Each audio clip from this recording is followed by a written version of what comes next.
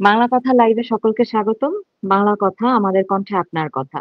বাংলা কথা সংগতির কথা বলে, অসঙ্গতির কথা বলে, মানুষের কথা বলে, অর্থাৎ আপনার কথা বলে। আর সেজন্য আমাদের সঙ্গে সংযুক্ত থাকতে আমাদের ফেসবুক পেজটি এবং ইউটিউব চ্যানেলটি লাইক করুন, সাবস্ক্রাইব করুন। আমাদের আজকের আলোচনার বিষয়বস্তু যুদ্ধাপরাধী আজহারুল কেন স্বাধীন? এই বিষয় নিয়ে আমাদের সঙ্গে আলোচনা করবার জন্যে আমাদের সঙ্গে এই মুহূর্তে উপস্থিত আছেন সাইফুল বাতিন টিটু। টিটু আমার খুবই পরিচিত এক বন্ধু।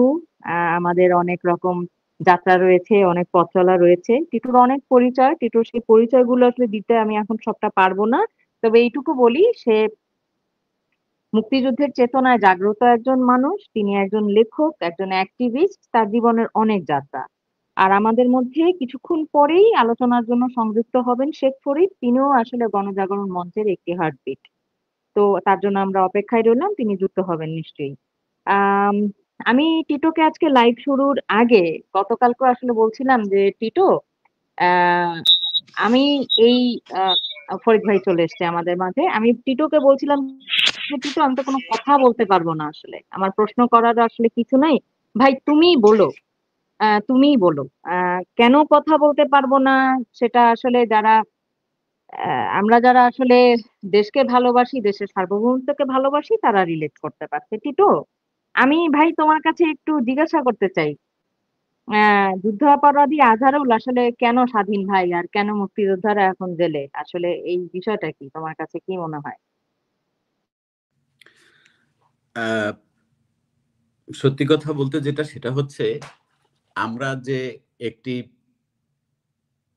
বড় দেশের একটি জনগণের বড় একটি অংশের সন্ত্রাসী কর্মকাণ্ডের মাধ্যমে যে ক্ষমতা দখল, যাদের দ্বারা ক্ষমতাটা দখল হয়েছে, আপনাকে আসলে তাদের হিস্ট্রিটা একটু দেখতে হবে যে ক্ষমতা দখলকারী আসলে কারা, তাদের উদ্দেশ্য কি, তাদের বিধেয় কি। দেখেন একটা জিনিস, আহ, আগস্ট মাসের 5 তারিখ পর্যন্ত ধরেন একটা জিনিস আমি একেবারে সাদা চোখে দেখে বললাম যে হ্যাঁ ঠিক আছে, সরকার খুব খারাপ ছিল, সরকারকে নামাইতে হবে। সরকার নামাইছে কিছু পাবলিক, পুলিশ মারা, বিটিভিতে আগুন দেওয়া, এগুলো নিয়ে পরে কথা বলছি। যে সময়টা হচ্ছে গিয়ে ধানমন্ডি 32 নম্বরে আগুন দেওয়া হলো, এই ধানমন্ডি 32 নাম্বার হচ্ছে গিয়ে মুক্তিযুদ্ধের দুর্গ, সেন্ট্রাল কমান্ড যে জায়গাটা, সেই জায়গাটায় যখন আপনি আগুন দিয়ে দিলেন, আগুন দেওয়ার পরে হচ্ছে গিয়ে এর পরেও যারা বাংলাদেশের বুঝলো না যে বাংলাদেশের ক্ষমতাটা কাদের দ্বারা দখল হয়ে গেছে, তাদের চোখে আমি মুতি। আমার কথা পরিষ্কার যে 5 আগস্ট শেখ হাসিনা স্বৈরাচার ছিল, এই ছিল, টাকা পাচার করছে, বহুত কথা, বহুত গান, যদি আমরা এখন পর্যন্ত কোনো লিখিত প্রমাণ এই 10 মাসে পাইনি, দিতে পারেনি। যদিও আমরা এটা দেখি যে শেখ হাসিনা, আওয়ামী লীগের যে সমস্ত দালালরা আছে শেখ হাসিনা সহ, তারা একটা কথা বলতো যে আওয়ামী লীগ সরকার নাকি 2 বছরের খাদ্য মজুত করে রাখে। তো সেই 2 বছরের খাদ্য মজুত করে রাখে, এই কথা তখন বিশ্বাস করতাম না। কিন্তু বর্তমানে যখন দেখি যে এই সরকার শেখ হাসিনার বাংলাদেশ, ক্ষুধামুক্ত বাংলাদেশ লেখা বস্তায় যখন চাল বিতরণ করছে, এবং সেটা নিয়ে আবার জামাতের লোকজন ক্ষোভ প্রকাশ করছে যে এখনো তার সেই 2023 সালে মজুত করা চাল এখনো কেন বিতরণ করছে, তখন বোঝা গেছে যে আসলে শেখ হাসিনা সত্যি কথা বলতো না, মিথ্যা কথা বলতো। কিন্তু এই সরকারের যে তথ্য প্রমাণ আমরা যেটা পাচ্ছি, সেই তথ্য প্রমাণের ভিত্তিতেই যদি আমি কথা বলি, তাহলে আমাকে এই কথা বলতে হবে যে এই 10 মাসেও তারা এরকম কোনো প্রমাণ, এই পাচার টাচারের প্রমাণ, যথেষ্ট প্রমাণ আমাদের সামনে হাজির করতে পারে নাই। গেল সে কথা। কিন্তু ক্ষমতাটা যে দখল করে নিচ্ছে 32 নাম্বার আগুন দেওয়ার পরেও যে বুঝতেছেন না, যারা বুঝতে পারছে না যে আসলে ক্ষমতাটা কাদের হাতে দখল হয়ে গেছে এবং তাদের উদ্দেশ্য কি, তাদের বিধেয় কি। আপনি ধরে নেন কথার কথা, একটা কারণে এটাকে মেনে নেন যে আচ্ছা 32 নাম্বার হচ্ছে কি, 32 নাম্বারে শেখ হাসিনা আসা যাওয়া করতো, আওয়ামী লীগের অফিস, আওয়ামী লীগের সবকিছু, এই হিসেবে 32 নাম্বার পড়াই দিলাম। এতটুকু পর্যন্ত ধরেন আসেন। এরপরে তোমরা তাজউদ্দিনের ইয়া ভাঙতেছো কেন? তোমরা 7 জন মুক্তিযোদ্ধার স্কাল্পচার ভাঙতেছো কেন?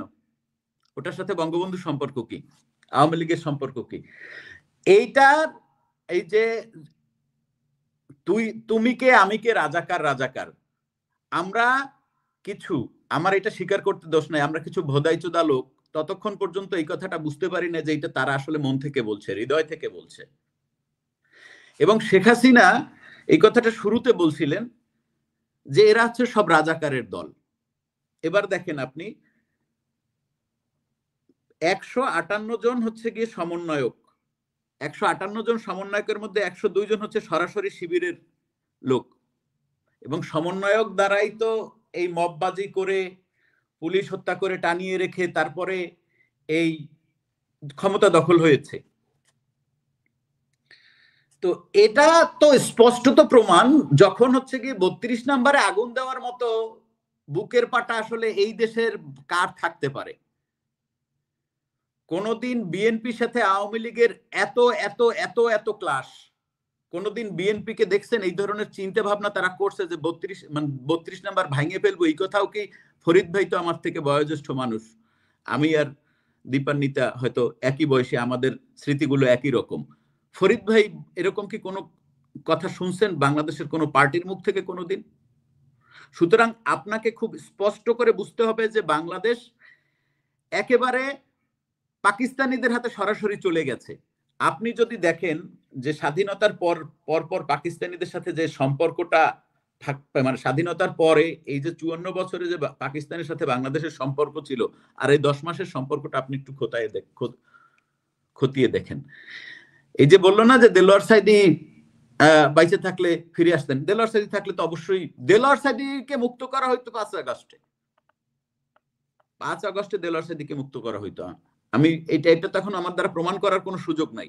5 আগস্টে দেলোয়ার সাইদিকে মুক্ত করত এই সার্ভিস মলম, এই যে কপালে দাগওয়ালা যে ছেঁড়া, মানে এখন তো বললে বলবেন যে বডি শেমিং করে, যে কাল্লিয়াপাড়া কয় আর কি যারে এরা গিয়ে গলায় মালা দিয়ে এদেরকে নিয়ে আসতো। এবং এখন এর ক্ষেত্রে সেই ঘটনা আপনাকে বুঝতে হবে যে যতগুলো বাংলাদেশের ব্লগার হত্যা হয়েছে, রাইটারকে খুন করা হয়েছে, সকল খুনের সাথে যে সরাসরি জড়িত, অর্ডার দাতা হোক বা অনগ্রাউন্ডে থাকুক, সে হচ্ছে জসিমউদ্দিন রহমানী। জসিমউদ্দিন রহমানীকে যে ফুলের মালা গলায় দিয়ে যেভাবে আনা হয়েছে, এত এত ফুলের মালা তো মনে হয় কোনোদিন শহীদ প্রেসিডেন্ট জিয়াউর রহমানের গলায় দেওয়া হয়নি। কার আমলে হইতেছে, কিভাবে হইতেছে? আপনাদেরকে এই জিনিসটা পরিষ্কার করে খুব দ্রুত, যত দ্রুত বুঝতে পারবেন তত দ্রুত বুঝলে হবে কি, আপনি এই জায়গা থেকে রেস্কিউ হবেন, একটা মানে আবার সেই স্বাধীন সার্বভৌম বাংলাদেশ, বাঙালি জাতীয়তাবাদ এইসবের মধ্যে ফিরে যাবেন। নো, এটার আর কোনো সুযোগ নেই। সেটা কেন, সেই লাভ পরে করব। কিন্তু আপনাকে এটা বুঝতে হবে যে এটিএম আজহারুল কেন, এরা যদি পারে কবর দিয়ে উঠে অন্যদেরকে আইনে জীবিত করে, এটা শুধু পারতেছে না, ক্ষমতাটা তাদের হাতে নাই। আজহারুলের বাইরেই থাকার কথা। আমি তো বলতেছি আজহারুল এতদিন পরে কেন বাইরে? তাদের কোন সিদ্ধান্ত নিতে হয়তো দেরি হইতেছিল বা কোন একটা ব্যাপার স্যাপার আছে। আপনার চিফ প্রসিকিউটর কে চেনেন না? চিফ প্রসিকিউটর কে? চিফ পাবলিক প্রসিকিউটর, সে সরকারি। তো আপনার দেশের যা যা আছে সবকিছুকে হচ্ছে গিয়ে একদম টার্ন ওভার করে ঠিক 71 এর আগের পজিশন নিয়ে যাওয়ার মানে যথাসাধ্য চেষ্টা চলতেছে, এবং সেটা চলবে, এবং ইট উইল হ্যাপেন। এখান থেকে আপনি ফিরতে পারবেন না। ফরিদ ভাই বলুক। আমি একটু ফরিদ ভাইকে বলবো যে ফরিদ ভাই, গতকালকে ভাই কথা হচ্ছিল, তখন আপনি বলতেছিলেন যে আমরা কি হেরে গেলাম বা আমরা কি হেরে যাচ্ছি। এই যুদ্ধাপরাধীদের বিরুদ্ধে আন্দোলনের মধ্যে সক্রিয় মানুষ আপনি একজন।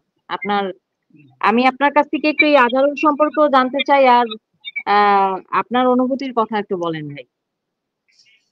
না, আপনি ঠিকই বলেছেন। আমি এই এই কথাটা কিন্তু আমার সাইফুল বাতিল টিটুর সাথে হয়েছিল, ঠিক আছে? টিটু একদিন আক্ষেপ করে আমাকে বলেছিল যে আমাকে একদিন আক্ষেপ করে বলেছিল, আমি মানে কথায় কথায় আমাদের আলোচনা হচ্ছিল, তখন আমি তাকে জিজ্ঞেস করলাম যে সাইফুল বাতিল টিটু, আমরা কি জিতবো? অফ দ্য রেকর্ডে কথাটা হয়েছিল কি, যে আমরা কি তবে আজকে যদি মুক্তিযুদ্ধের পক্ষ বিপক্ষ মুখোমুখি, আমাদের উপায় কি?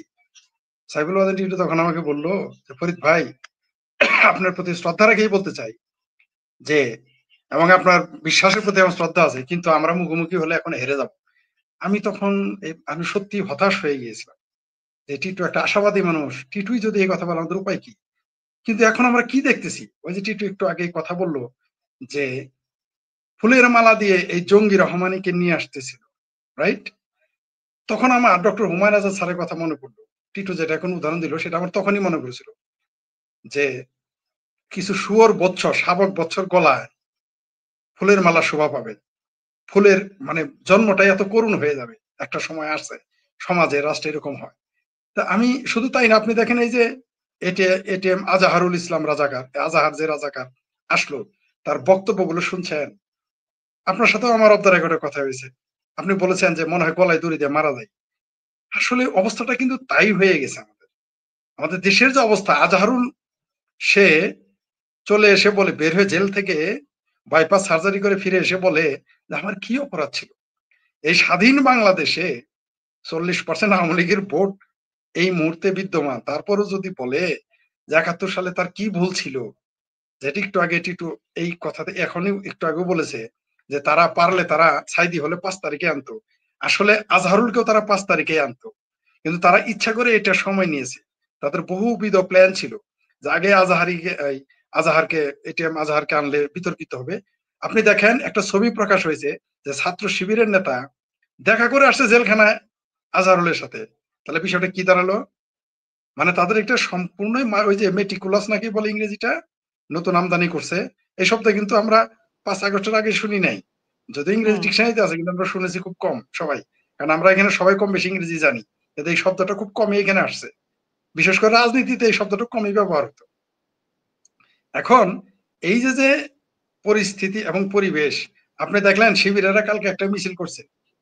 সরি, শিবিরের বিরুদ্ধে, জামাতের বিরুদ্ধে আমাদের চিঙ্কুমাম, এই যে কমরেড আনুবিহারী, কমরেড মুজাহিদুল ইসলাম সেলিম, তারপর কমরেড মুক্তি কাউন্সিল একজন কি দেখলাম যেন, ওই যে আরেকজন পার্টি বিরাট বিপ্লবী কমিউনিস্ট পার্টি নাকি যেন, তাদের একজন নেতার ছবি দেখলাম। আমরা বিভিন্ন লোকের ছবি দেখলাম তাদের এই এনুসের সাথে দেখা করতে গেছে। আমি অবাক হয়ে যাই যে বাংলাদেশের চিঙ্কুবামেরা ভারতের চিঙ্কুবামের চাইতেও কি মূর্খ নাকি? আরো মানে এরা তাদের মুখোশটা খুলে গেছে। তারা ওইখানে শিবিরের লোক, জামাতের লোক তাদের সাথে ছবি তুলে, যা টিটুর পক্ষে সম্ভব না। টিটুকে মন্ত্রিত্ব দিলে এটা করবে কিনা আই হ্যাভ এ ডাউট। আমার ধারণা সে মন্ত্রিত্ব ছেড়ে দিবে। আমার ধারণা যদি টিটুকে বলে কালকে যে সাইফুল বাতিন টিটু, তোমাকে শিক্ষা প্রতিমন্ত্রী বানাইলাম বা মন্ত্রী বানাইলাম, তুমি জামাতের আমিরের সাথে ছবি তুলো বা হেফাজতের, আমার ধারণা টিটু ছবি উঠাবেন না। এটা আমার ধারণা ব্যক্তিগত, এটা আমি মনে করি, বিশ্বাস করি। এবং আপনি দীপানিতা মার্টিনকে যদি বলা হয় তোমার সাংস্কৃতিক ওই যে মেট্রিক পাস তিসার ভাতারের পত্র তোমার দিয়ে দেওয়া হবে, তুমি দীপানিতা মার্টিন এসে সাংস্কৃতিক প্রতিমন্ত্রী হও, আমার বিশ্বাস আপনি জিন্দেগিতেও রাজি হবেন না। এটা আমি নিশ্চিত, আমি নিশ্চিত। কোন অনির্বাচিত সরকারের আপনারা অপদেষ্টা হবেন না, দুইজনের কেউ না। আর আমি তো যোগ্যই না, তাই আমার কথা বাদ, আমিও যাবো না তাদের সাথে। আপনারাও দুইজন যাবেন না, এটা আমি শিওর। কিন্তু সেখানে আসিফ সার চলে গেছে, সেখানে আন্ডার মেট্রিক তিসার ভাতা চলে গেছে, আমরা দেখতে পেলাম। আপনি দেখেন এই যে তারা মিছিল করলো, তারা এখন মিছিল করতেছে যে আজহারি মুক্ত পেলো কেন, হেন হইলো কেন, তেন হইলো কেন। এরা কিন্তু খাল কেটে কুমির আনছে, এরা কিন্তু খাল কেটে কুমির আনছে। এই যে টিটু যে কথাটা বললো বারবার, আমি টিটু অল্প কথা বলছে কিন্তু এর মধ্যে এইটাই একটা বই লেখা যাবে ছোটখাটো। টিটু বলছে 32 নাম্বার ভাঙার পরে যে যে শালারা বুঝে নাই যে কি হইতে যাচ্ছে, তার উপরে সে, আমি চাইছিলাম যে মোটামুটি এই সরকার ক্ষমতায় যাওয়ার পর পেশাব করাবো, টিটু এখনই মুইতে দিতে চাইছে। আসলেই তাই, যাদের মগজ এখনো ঢুকে নাই, 32 নাম্বার ভাঙার পরে, 32 নাম্বার শেখ হাসিনার বাড়ি না, 32 নাম্বার বঙ্গবন্ধু শেখ মুজিবুর রহমানের বাড়ি না, এটা বাংলাদেশের পোস্ট কোড বলা হয়। তাহলে এটা গুরুত্ব কত। বা এই 32 নাম্বার হচ্ছে একটা ঐতিহাসিক, আমাদের 32 নাম্বার ছাড়া আপনি মুক্তিযুদ্ধের ইতিহাস লিখতে পারবেন না। সেটা যখন ভেঙে ফেলেছে, তখন আপনি তারপরও যদি আপনি না বুঝেন, তাহলে টিটুর কথাই ঠিক, আপনার মাথায় না আপনার মগজে পেশাব করা দরকার, মানে সে যেই হোক। এখন কথা হলো যে আজকে দেখলেন ঢাকা বিশ্ব তারা মিছিল করলো, মিছিল করার পর কি রাজশাহীতে তারা মায়ের খেলো বামপন্থীরা, চিঙ্গমামেরা। অনেকে বলতেছে ছাত্র ইউনিয়ন করছে, কিন্তু কেউ বলে না যে ছাত্র ইউনিয়নের কোন ছাত্র ইউনিয়ন কিন্তু 3 ভাগে বিভক্ত। একটা অলিখিত, এটা বলে না, আর 2টা লিখিত, 2 ভাগ হয়ে আছে। কোন পক্ষ গেছে তা বলে না, ছাত্র ইউনিয়ন শব্দটা ব্যবহার করা আরেকটা বাটপারি। এবং এরা গিয়ে দেখেন দাবরানি গাইছে। আগে তো বলছে আওয়ামী লীগ দাবরাইছে, ছাত্রলীগ দাবরাইছে, পুলিশ দাবরাইছে, এখন কারা কে কারে দাবরা। এই যে চিটাগাঙে আজকে দেখলাম যে বামপন্থী ছাত্র ইউনিয়নের এদেরকে মার দিয়েছে। ঠিক আছে, আমি আশা করি বামপন্থীদের নিয়ে এবার একটু টিটু একটু কথা বলেন। আমি তো ডেলি সিংহ আমদের নাকি গালি দেই, টিটু একটু বলুক, আমি শুনি, আমরা সবাই শুনি। টিটো গো আহেড ভাই। আসলে দেখেন, বামপন্থীদের বলার আগে আমি একটা কথা বলি আমার সম্পর্কে। আমার রাজনৈতিক পরিচয় আমার বামপন্থা। আমি রাজনীতি শুরুই করছি বামপন্থী দিয়ে। আমি মানে এমন রাজনীতি করছি যে আমি একটা উপজেলা কমিটির সেক্রেটারি ছিলাম ছাত্র ইউনিয়নের। কতখানি ডেডিকেটেড পলিটিক্স করলে এটা হওয়া সম্ভব, এটা বোঝেন আশা করি। তো এদের চরিত্র হচ্ছে কি, মানে আমার সময়ের সাথে সাথে আমার বুদ্ধি জ্ঞান, বোধ জ্ঞান বাড়ার সাথে সাথে এদের চরিত্র আমার আসলে বোঝা হয়ে গেছে। এদের চরিত্রটা মানে খুব, এবং সারা পৃথিবীব্যাপী কিন্তু সমস্ত সকল বামদের চরিত্র এক। এখন এই মুহূর্তে যদি আপনি দেখেন, সেই বাংলাদেশের বাম, ভারতের বাম, পাকিস্তানের বাম, সুইডেনের বাম, যে যত বাম আছে সকল বামের চরিত্র এক। এখন এটার ঘটনা কি? এটার ঘটনা হচ্ছে গিয়ে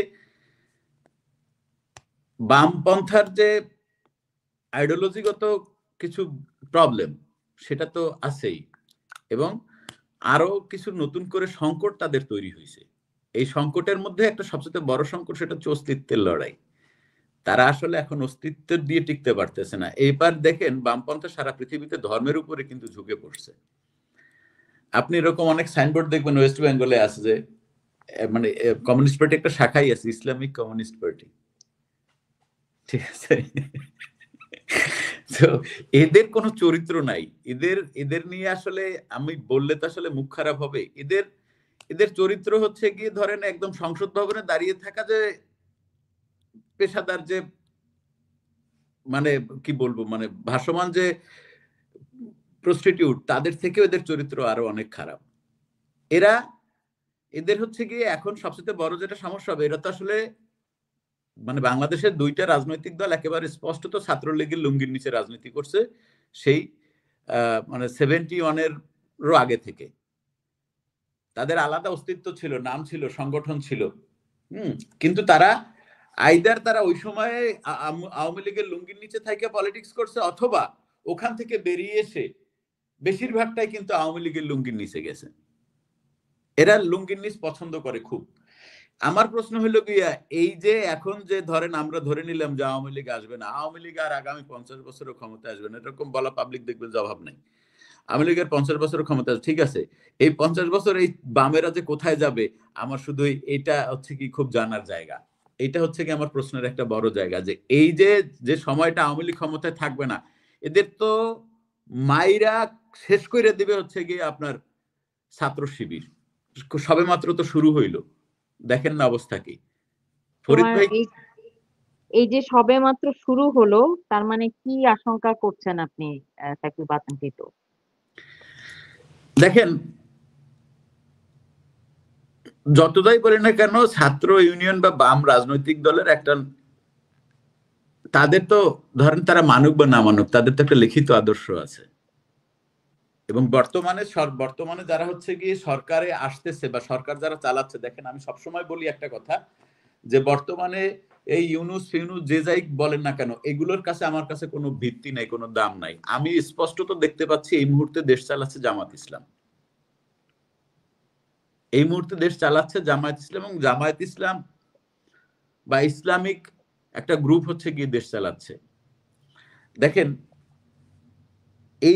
এই যে বিষয়গুলোর সাথে হচ্ছে গিয়ে ইসলামিক গ্রুপ যে কথাগুলো বলবে, এই কথাগুলোর সাথে প্রত্যেকটা মুহূর্তে হচ্ছে গিয়ে এরা ওইখানে যায়, শাহবাগে যায় গান বাজনা করবে, ঢোলসাকি বাজাবে, মিছিল টিছিল দুই একটা দেবে আর মারি খাবে। কারণ এরা তো প্রতি মুহূর্তে, সার্ভিস আলম স্পষ্টত বলছে যে আমাদের, ও এখন বলতেছে কি যে আমাদের ট্রান্সজেন্ডার ইস্যু নিয়ে বেশি কথা বলার দরকার নাই, না এরকম কি যেন একটা মানে বক্তব্য ছিল। সেইটা তো এখন এইরকম আছে, এটা তো ক্রমশ আরো বাড়তে থাকবে। মানে এই আপনার একটা জিনিস বুঝতে হবে, এই যে সার্ভিস মলমদের যখন তারা এই কোটা আন্দোলনে যায়, তখন তাদের মিছিলের স্লোগান ছিল বঙ্গবন্ধুর বাংলায় বৈষম্যের ঠাঁই নাই। এখন সেই সার্ভিস মলমদের বক্তব্য এখন হয়ে গেছে কি, বঙ্গবন্ধুর সাথে সম্পৃক্ত কোনো কিছু আমরা বাংলাদেশে রাখবো না। আবার এই যে কি বলবো, এই মানে আই এম সরি, আমি প্রত্যেকটা মানুষের পেশাগতভাবে আমি তাদের প্রতি আমার রেসপেক্ট আছে। আমি জানি না আমি কোন জায়গায় কোন পজিশনে থাকলে কি করতাম। আমি পতিতাবৃত্তিকে একটা শ্রদ্ধা মনে করি, কিন্তু তাদের একটা চরিত্র বদলাইতে হয়। এ হচ্ছে একেবারে রাইট, বেশ্যার, একেবারে ইয়ার বেশ্যা, মানে ওই সংসদ ভবনের সামনের বেশ্যা। সার্ভিস আলম হইল মানে গিয়া ফুটপাতের মোবাইল গার্ড, কল গার্ড। একদম একদম। ও হচ্ছে এরা হচ্ছে গিয়ে সেইটা। আপনি দেখবেন যে এদের যে পোস্ট দেখেন, খোদ ছাত্রলীগের যে একেবারে মানে আমার মনে হয় শেখ হাসিনা বা তার আশপাশের লোকজন এরকম শক্তিশালী পোস্ট আওয়ামী লীগের পক্ষে ওই সময় লেখে নাই, ছাত্রলীগের পক্ষে লেখে নাই। এই সার্ভিস আলম সাইফুল বাতেন টিটুও লেখে নাই, আমি শেখ ফরিদে লিখি নাই, যদি এখন না আমাদের সঙ্গে অন্য কথা বলে। আর টিটু আপনার সাথে একটা যোগ করে দেই, সেটা হলো যে কমিউনিস্ট পার্টি কিন্তু 25 বছরই পাকিস্তান আমলে নিষিদ্ধ ছিল। তারা বিভিন্ন ওই যে বললেন না গোপনেই তারা রাজনীতি করতো, তারা নিষিদ্ধ ছিল। হ্যাঁ হ্যাঁ হ্যাঁ, তারা সবসময় গোপনে লুঙ্গির নিচে কাজ এবং করেছে। সবচেয়ে দুঃখের কি জানেন, এই যে 25 বছর পাকিস্তানে যে কমিউনিস্ট পার্টি নিষিদ্ধ ছিল, আপনিও তো যে পশ্চিমবঙ্গের কিছু উদাহরণ দিলেন, আপনার অভিজ্ঞতা আছে, এই বাটপাড়ারা কিন্তু একবারও নিন্দা জানায় নাই। এই যে পাকিস্তানে যে কমিউনিস্ট পার্টি নিষিদ্ধ, ভারতের জালিয়াত বা মেরা কোনোদিনই নিন্দা জানায় নাই, বরং তারা এটাকে তারা অ্যাকসেপ্ট করেছিল। কারণ পূর্ব পাকিস্তান যেটা না পূর্ব বাংলা, যদি এটা কমিউনিস্ট পার্টি শক্তিশালী থাকতো তাহলে এখানে কমিউনিস্টরা ক্ষমতায় চলে আসতো। কমিউনিস্ট পার্টির লোকেরা দেখবেন আওয়ামী লীগ, তারপরে যে আপনার যুগান্তর, এগুলোর নাম দিয়ে তারা ভিন্ন ভিন্ন নামে তারা ক্ষমতায় ছিল। কমিউনিস্ট পার্টি ছিল টোটাল একটা আন্ডারগ্রাউন্ড পার্টি সম্পূর্ণ। জি না না, ঠিকই বলেছেন আপনি ফরিদ ভাই। তো আমি আসলে যেটা বলতে চাই সেটা হচ্ছে গিয়ে মানে এখন হচ্ছে গিয়ে যেটা বিষয় আপনাকে যেটা বুঝতে হবে, যে আমি বারবার একটা কথা বলি যে you can not see the elephant in the room. আমাদের যেটা বিষয় যেটা হবে বা যেটা হচ্ছে সেটা হচ্ছে গিয়ে দেশ একটা নির্দিষ্ট দিকে প্রবাহিত হতে যাচ্ছে। যে ধরেন ইউনূস সরকার কোনো কারণেই বেশি দিন টিকতে পারবে না। কি কারণে টিকতে পারবে না তা আমি আপনাদেরকে কিছু কথা বলি। সেটা হচ্ছে গিয়ে আমি যে সমস্ত কথাগুলো বলবো আজকে এই লাইভে, সমস্ত কথাগুলো প্রকাশিত নিউজের ভিত্তিতে আমি বলবো। প্রথম কথা হচ্ছে ইউনূসের বিরুদ্ধে সাধারণ মানুষের যে একটা ক্ষোভ, এই ক্ষোভটা কিন্তু দিন দিন বাড়ছে এবং এই বৃদ্ধিটা শুরু হয়েছে হচ্ছে গিয়ে ধরেন সেপ্টেম্বর থেকেই। আগস্টের 8 তারিখে তো এরা ক্ষমতায় বসছে এবং ইউনূস সরকার ক্ষমতায় থাকার কালীন আর্মি, নৌবাহিনী, বিমান বাহিনী, এই 3 বাহিনীকে ম্যাজিস্ট্রেসি পাওয়ার দেওয়ার পরেও, বিচারিক ক্ষমতা দেওয়ার পরেও বাংলাদেশের এমন কোন রাত নাই যে রাতে হচ্ছে গিয়ে কমপক্ষে 100 জায়গায় ডাকাতি না হয়েছে। এটা কিন্তু রেকর্ডেড, ভিডিও রেকর্ডেড গেল এক। এটা ইউজ করতে আইন শৃঙ্খলা কোনোভাবেই সে নিয়ন্ত্রণ আনতে পারে নাই, বরং যেটা হয়েছে সেটা হচ্ছে গিয়ে ধরেন বিগত 15 দিন আগেও, আপনি একটু দীপান্বিতা মার্টিন, আপনি সাংবাদিক, আপনি একটু খোঁজ নিয়ে দেখবেন যে বিগত 15 দিন কিংবা 1 মাস আগেও প্রত্যেক দিন দেশে গড়ে খুন হতো 11.7 বোধহয়, সম্ভবত এরকম, মানে গড়ে 12 জন খুন হইতো, এরকম একটা ব্যাপার।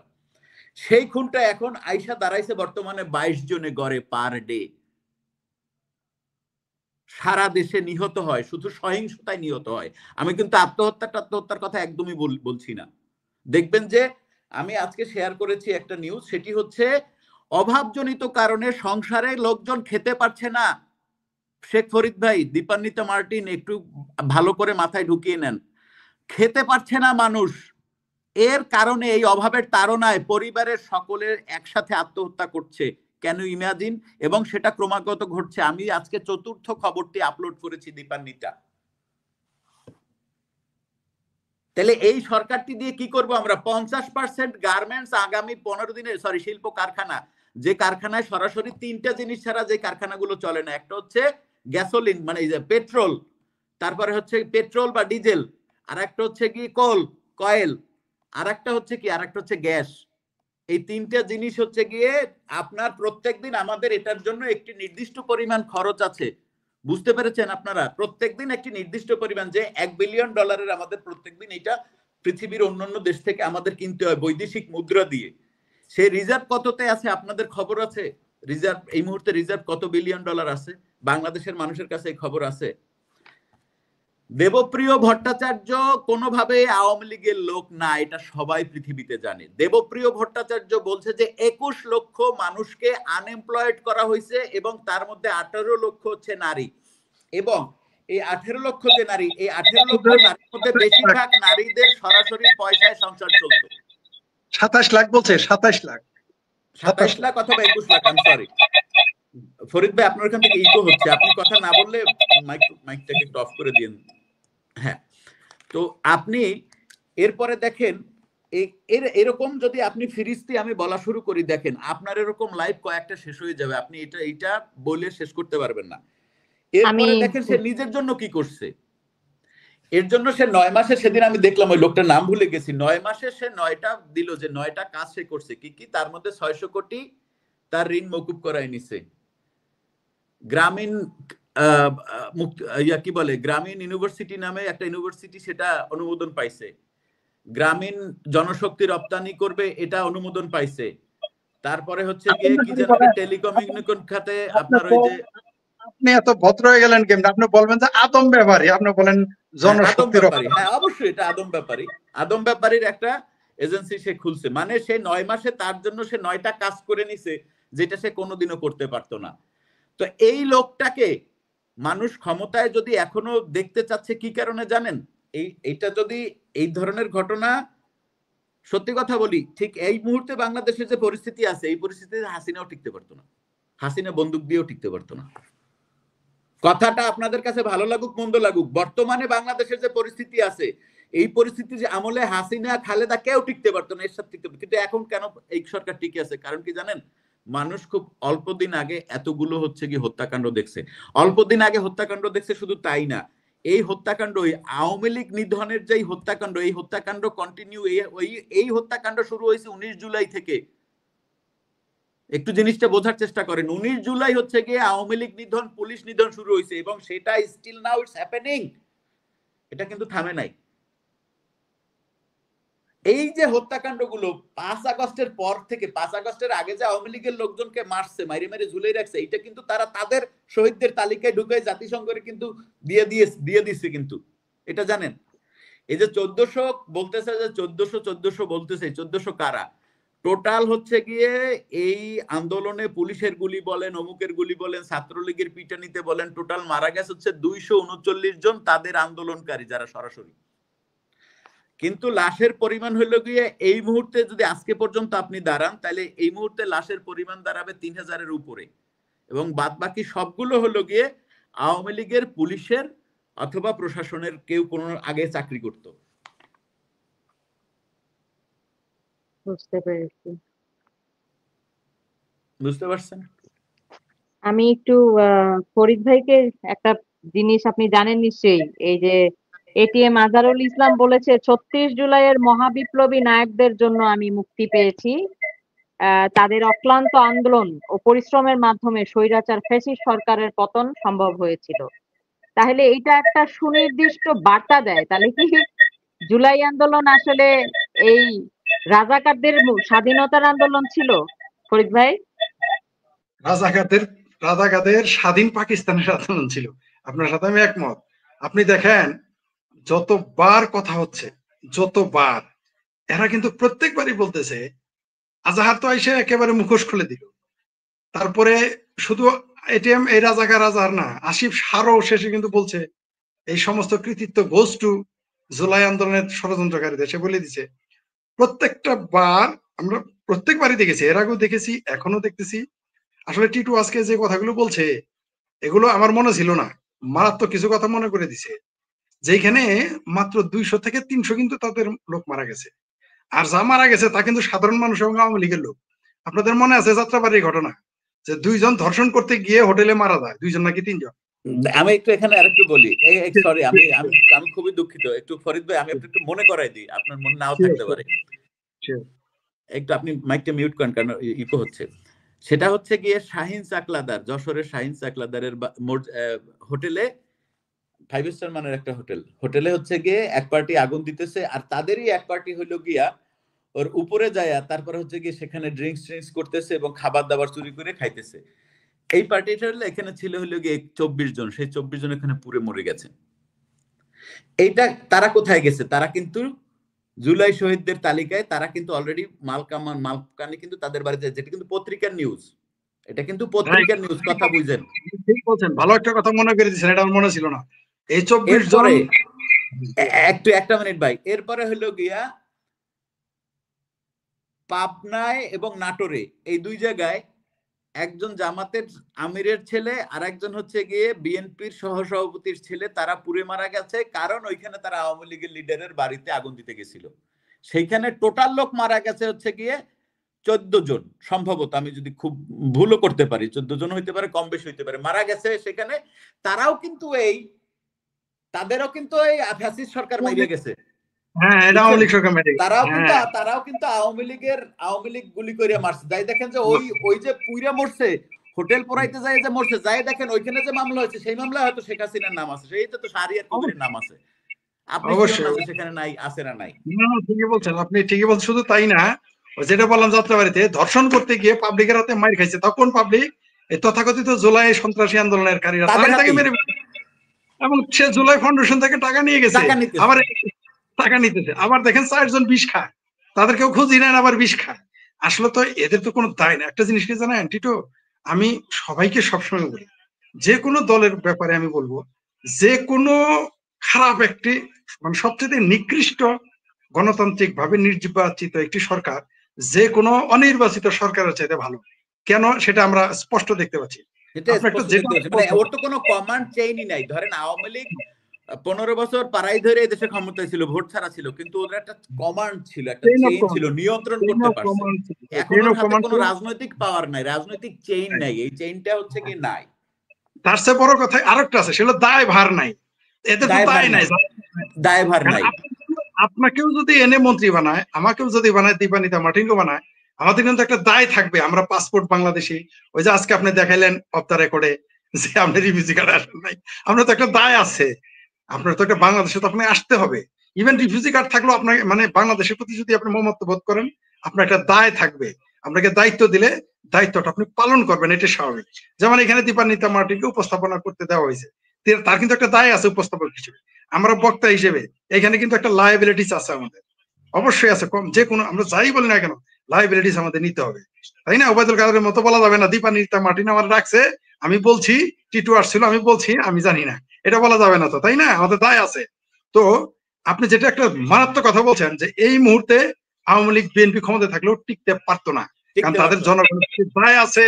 আপনি দেখেন এই মুহূর্তে আপনার কোনো বিনিয়োগ নাই, আপনি যেটা বলছেন সেটা হলো 21 লাখ হলে শুধু নারী, 18 লাখ নারীর চাকরি গেছে, মোট 27 লাখ গরিব হয়ে যাবে। আমি বলতে ভুল করছি আপনাকে, সেখানে হবে 27 লাখ মানুষ গরিব দরিদ্র হয়ে গেছে। আর চাকরির কথা, আপনার কথা ঠিক, আপনার তথ্য সঠিক ছিল, এটা আমি আবার পরিবর্তন করে নিলাম। এবার 27 লাখ মানুষের চাকরি গেছে, প্রত্যেকটা মানুষের কিন্তু এক একটা করে পরিবার তার আন্ডারে, এবং সেই পরিবারের আন্ডারে কিন্তু একাধিক লোক থাকে। এবং এই 27 লক্ষ মানুষ যে গরিব হয়ে গেল, এদের আয় রোজগারের উপরে কিছু ছোটখাটো দোকান ছিল, পরোক্ষভাবে আরো অনেক লোক এর সাথে জড়িত। যেমন আদমজি জুট মিল বন্ধ হয়ে গেলে 4 লাখ লোকের চাকরি গেছিল, কিন্তু সেখানে মূলত ক্ষতি হয়েছিল 20 লাখ লোক ডাইরেক্ট। কারণ এর সাথে ব্যবসায়ী জড়িত, পাটের ব্যবসায়ী, এর সাথে চাকরি জড়িত, আদমজি বন্দর দোকানপাট, এই সেই কত কিছু, এর সাথে ব্যাংক অ্যাকাউন্ট জড়িত, মানে সবকিছু জড়িত, এর সাথে অনেক লোকের চাকরি চলে গেছে। তো এগুলো আপনি ঠিকই বলছেন, আওয়ামী লীগও যদি ক্ষমতায় থাকতো এইভাবে দেশ চালাইতে পারতো না, সম্ভব। কোনো বিনিয়োগ নাই, না দেশি বিনিয়োগ না বিদেশি বিনিয়োগ, এই যে এত চাপা মারে। আমি বারবার আপনাকে একটা জিনিস বুঝতে হবে, আপনার যে এই যে দেশি বিদেশি বিনিয়োগ আসবে কিভাবে, আপনি একটা সহজ জিনিস বোঝেন না কেন? যখন হচ্ছে গিয়ে এই কি বলে আশিক সাহেব যে মিটিং করলেন, আসিফ সাহেব মিটিং, আসিফ না আশিক, ওই আশিক চৌধুরী যে মিটিং করলেন, তার ঠিক আগে পরে কি ঘটনা হয়েছিল মনে আছে? বিদেশি যতগুলো কোম্পানি ছিল সেই সকলগুলো কোম্পানি এই মব পার্টি ভাইঙা তছনছ করে দিছিল। কি বাটা, কোকা-কোলা, তারপরে হচ্ছে কি পিৎজা হাট, আরো বিভিন্ন মানে দেশের বাইরের যে সমস্ত বিনিয়োগকারী, তাদের বিনিয়োগকে আপনি চুদে গাং করে দিয়েছেন। এখানে আমি আসবো বাল ছিটতে। ঠিক এর কয়েকদিন পরেই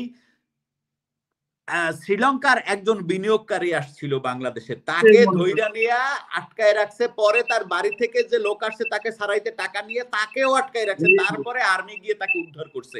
আপনার এখানে বিনিয়োগকারী বিনিয়োগ এইটা দেখা, ধরেন এইটা দেখা আমি বিনিয়োগ করব, আপনি করবেন? আপনি নিজে কি বলেন, করবেন? কেউ প্রশ্নই আসে না, আমার বাপেও বিনিয়োগ করবো না এই জায়গায়। মানে বাংলা কথা বলি, পৃথিবীর যারা এখন ক্ষমতায় আছে, যারা এখন ক্ষমতায় আছে তাদের মায়ের ভাতারও বিনিয়োগ করবে না, করবে না। এবারে দেখেন আর একটা বিষয় দেখেন, সেটা কি? সেটা হচ্ছে গিয়ে বর্তমানে দেশের যে চলমান পরিস্থিতি, এই পরিস্থিতি হচ্ছে গিয়ে একটি মব সন্ত্রাসের। তারা কি দেখে নাই এই যে ৫ আগস্টের পর যে কতগুলো শিল্প কারখানা পোড়ানো হয়েছে, ধ্বংস করা হয়েছে, গাজী কোম্পানির যে কোম্পানিতে আগুন দেওয়া হয়েছে, গাজী টায়ারে আগুন দেওয়া হচ্ছে, মানে যা যত মানে শিল্প কারখানায় এত ক্ষয়ক্ষতি করা হয়েছে, আমার ধারণা 1971 সালে এত ক্ষয়ক্ষতি হয় না, কারণ 1971 সালে এত ছিল না বলে হয়তো হয় নাই, কিন্তু এত ক্ষয়ক্ষতি স্বাধীনতার পরে আর কখনো বাংলাদেশে হয় না। ধরেন আমরা তাদের কথা মতো ধরে নিলাম এই 5 আগস্টকে একটা জায়গায় আমরা একটা মানে একটা জিরো মার্ক করে নিলাম বা একটা বেঞ্চ মার্ক করে নিলাম। এই বেঞ্চ মার্কের পরে এই পাশে আপনি আসেন, এই ক্ষতিগুলো তো আপনি করছেন 5 আগস্টের পরে, আপনার সরকার তো নিয়ন্ত্রণ করতে পারে না। আপনি বাংলাদেশের আলটিমেট যে পাওয়ার ব্যাংক, পাওয়ার হাউস, সেটা হচ্ছে মিলিটারি। সেই মিলিটারি, তার সাথে আপনি দিলেন বিমান বাহিনী, তার সাথে দিলেন নৌবাহিনী, তার সাথে আনসারটা বাদ দিলাম, সেনা নৌ বিমান, 3 বাহিনীরই কিন্তু ম্যাজিস্ট্রেসি পাওয়ার আছে, জানেন এইটা আপনারা? 3 বাহিনীরই কিন্তু এরা কিন্তু একজন মেজর র্যাঙ্কের একজন অফিসার, সে কিন্তু রায় দিতে পারবে মামলার, সেজন জাজ, অ্যাজ এ জাজ সে ওখানে রায় দিবে, রায়। তারপরেও, এবং সেইটা কিন্তু এখনো আছে, সেটা কিন্তু বলবৎ আছে, সেটা কিন্তু আপনার সম্ভবত 59 দিনের বেশি রাখা যায় না অ্যাকর্ডিং টু আমাদের কনস্টিটিউশন। মানে এটা 59 দিনের বেশি রাখা যায় না, 59 দিন পর পর কিন্তু আবার বাড়ায়, খেয়াল করবেন। তারপরেও দেশ কোনোভাবেই নিয়ন্ত্রণ করা যাচ্ছে না, প্রত্যেক দিন আপনি দেখবেন কোনো না কোনো জায়গায় লাশ, কোনো জায়গায় লাশ পড়েছে। এবার এই যে জামাতিরা বলেছিল গণজাগরণ মঞ্চের সময়, নিশ্চয়ই আপনাদের মনে আছে যে আমরা একটা লাশের বিনিময়ে 1000 লাশ ফেলবো, এখন সেইটা করতেছে তারা, বুঝতে পারছেন? হ্যাঁ, এটা নিয়ে আমি একটু ফরিদ ভাইকেও এটা একটা প্রশ্নটা করতে চাই। এটা খুব সুন্দর একটা পয়েন্ট বলেছে টিটো। আর এখানে কেউ একজন বলছিলেন যে টিটো আসলে লাল পক্ষে ছিল বা এরকম কোনো কিছু পক্ষে ছিল। আপনি লাইভটি শুরুর সময় দেখেননি, টিটু সুস্পষ্ট ভাবে বলেছে, নিজে বলেছেন যে আমাদের মধ্যে অনেকেই তখন আমরা বুঝতে পারিনি বিষয়টা। আপনি শুনেননি বোধহয়, যে কারণে সে আসলে সবসময়ই মুক্তিযুদ্ধের সপক্ষের একজন মানুষ। আমি ব্যক্তিগতভাবে ভাউচ করতে পারি, সাইফুল বাতেন টিটো যদি সামান্যভাবে আসলে আঁচ করতে পারতো, সে আসলে এটা আরো আগেই আসলে সে সোচ্চার ভাবে কথা বলতো। যাই হোক, সেই বাকবিতণ্ডার মধ্যে আসলে আমরা এখন যেতে চাই না। আমি এখানে দেখছি কেউ কেউ কমেন্ট করছেন। ফরিদ ভাই, আপনাকে একটু প্রশ্ন করব। এখানে টিটো যেটা বলেছে এটা একটা মারাত্মক, খুবই সুন্দর একটা পয়েন্ট। শাহবাগ সে বলেছে যে একটার বিনিময়ে 1000 আসলে আমরা লাশ ফেলবো এখানে। আপনি চিন্তা করেন, যুদ্ধাপরাধী মামলায় মৃত্যুদণ্ড থেকে খালাস পাওয়ার পর দিন বুধবার সকালে মুক্তি পান জামায়াতে ইসলামীর নেতা এটিএম আজহারুল ইসলাম। মুক্তির পর শাহবাগ মোড়ে মঞ্চ বানিয়ে আয়োজিত সংবর্ধনা অনুষ্ঠানে তিনি বলেন, আমি এখন স্বাধীন। তাহলে এটা কি তাহলে আসলে মানে ওই যে যুদ্ধাপরাধীদের যেই বিচার করা হয়েছিল গণজাগরণের মঞ্চের, মানে তারা যেন সেটার জবাব দিলেন, তারা যেন এতদিন ধরে এটার প্রস্তুতি নিয়েছেন। তাহলে আসলে মাননীয় প্রধানমন্ত্রী শেখ হাসিনা যে বারবার বলতেন, এবং টিটু একটু আগে একটা খুবই সুন্দর কথা বলেছে, যে এই পরিস্থিতিতে অন্য যে কোনো গণতান্ত্রিক দল থাকলে, সেটা বিএনপি হোক, আওয়ামী লীগ হোক, কেউই টিকতে পারতো না। আর প্রধানমন্ত্রী শেখ হাসিনা সবসময় এই কথাটা বলতেন যে রাজাকার আসলে গিজগিজ করছে, কিন্তু সেটাকে একটা পাল্টা ন্যারেটিভ ক্রিয়েট করানো হয়েছিল, রাজাকার শব্দটা যেন আর কখনো বাংলাদেশে না থাকে। যে কারণে জেনজিদের মধ্যে দেখবেন বলবে রাজাকার শব্দ এখন আর কেউ খায় না, ওদেরকে সেটার একটা রিভার্স আসলে ডিসকোর্স ওদের মাথার মধ্যে ঢুকানো হয়েছে। ফরিদ ভাই, আপনার কাছে এটা কি, আপনি এই বিষয়টা নিয়ে একটু বলেন ভাই। এই যে শাহবাগ মোড়ে মঞ্চ বানিয়ে সেখানে আয়োজন করে আজকে এই স্বাধীন দেশে যুদ্ধাপরাধীদেরকে হচ্ছে গিয়ে ইয়ে জানানো হয়, কি জানি বলে, সংবর্ধনা জানানো হয় এবং বলে আমি আজ স্বাধীন। এই বিষয়টা নিয়ে আমি একটু আপনার কাছ থেকে শুনতে চাই ফরিদ ভাই। আচ্ছা, ফরিদ ভাই বোধহয় কোনো কারণে একটু ব্যস্ত আছেন। আচ্ছা, এই বিষয়টা নিয়ে তাহলে আমরা একটু টিটুর কাছ থেকেই শুনতে চাই। Tito, are you there? হ্যাঁ, এখন মানে এটা হচ্ছে কি, মানে এটা এটা হওয়ার ছিল, এটা হওয়ার ছিল, এবং আমার মনে হয় যে আরো কি কি হওয়ার আছে সেটা এখন আমাদের দেখার অপেক্ষায়। আহ, মানে আমার যা মানে ধরেন, আমি বারবার শুরু থেকে বলি এই কথাটা, হয়তো কেউ একটু ছোট ভাবে নাই, কেউ একটু হালকা ভাবে নাই। এই সরকারটা হচ্ছে গিয়ে কমপ্লিটলি, আপনি দেখেন যদি কাঠামোটা দেখেন, সরকারটা পুরো হচ্ছে একটা জামাতের সরকার। এবং আমি যদি কখনো এই ইতিহাস হিসেবে এই ঘটনাটা লিখি, বাংলাদেশের শাসনকালের ইতিহাস, তাহলে আমি 2001 থেকে 2007 পর্যন্ত এই সময়টাকে আমি বিএনপি জামাতের সরকার বলি না, আমি বলি জামাত বিএনপি সরকার। এটা বুঝতে হবে, এই আপনি কে কোন ভাবে কাকে উল্লেখ করে, এটা এটা এটা এটা বোঝাটা জরুরি। দ্যাট ওয়াজ জামাত বিএনপি সরকার, নট বিএনপি জামাত সরকার। আবার এই যে রেজিমটা, এই রেজিমটাকে আমি জামাতের রেজিম বলে আমি উল্লেখ করব। তাতে যদি আমাকে কেউ ভুল ইতিহাস লেখক হিসেবে উল্লেখ করে, করুক, আমার কিছু ছেড়া যায় না। এবার এরা আরো যা যা আছে, যত করা যাবে, অর্থাৎ আপনি একটা জিনিস দেখেন পরিষ্কার, আপনাকে একটা জিনিস বুঝতে হবে, দিস গভর্নমেন্ট ইজ এর পুরো অ্যাক্টিভিটিটাই হচ্ছে রিভেন্স অ্যাক্টিভিটি। সেই ডক্টর ইউনুস বলেন, কিংবা আপনার যারা যারা এর সাথে আছে, প্রত্যেকে কিন্তু আসলে আলটিমেটলি রিভেন্স নিচ্ছে, এদের কাজ হচ্ছে রিভেন্স নেওয়া। এবং এই রিভেন্স এরা যতক্ষণ না পর্যন্ত সমূলে বাংলাদেশ থেকে উৎপাটিত হবে, ততক্ষণ পর্যন্ত এই রিভেন্স তারা নিতে থাকবে, এবং ইট উইল বি কন্টিনিউ। কারণ এটার কোনোদিন আপনি সমাধান করতে পারবেন না।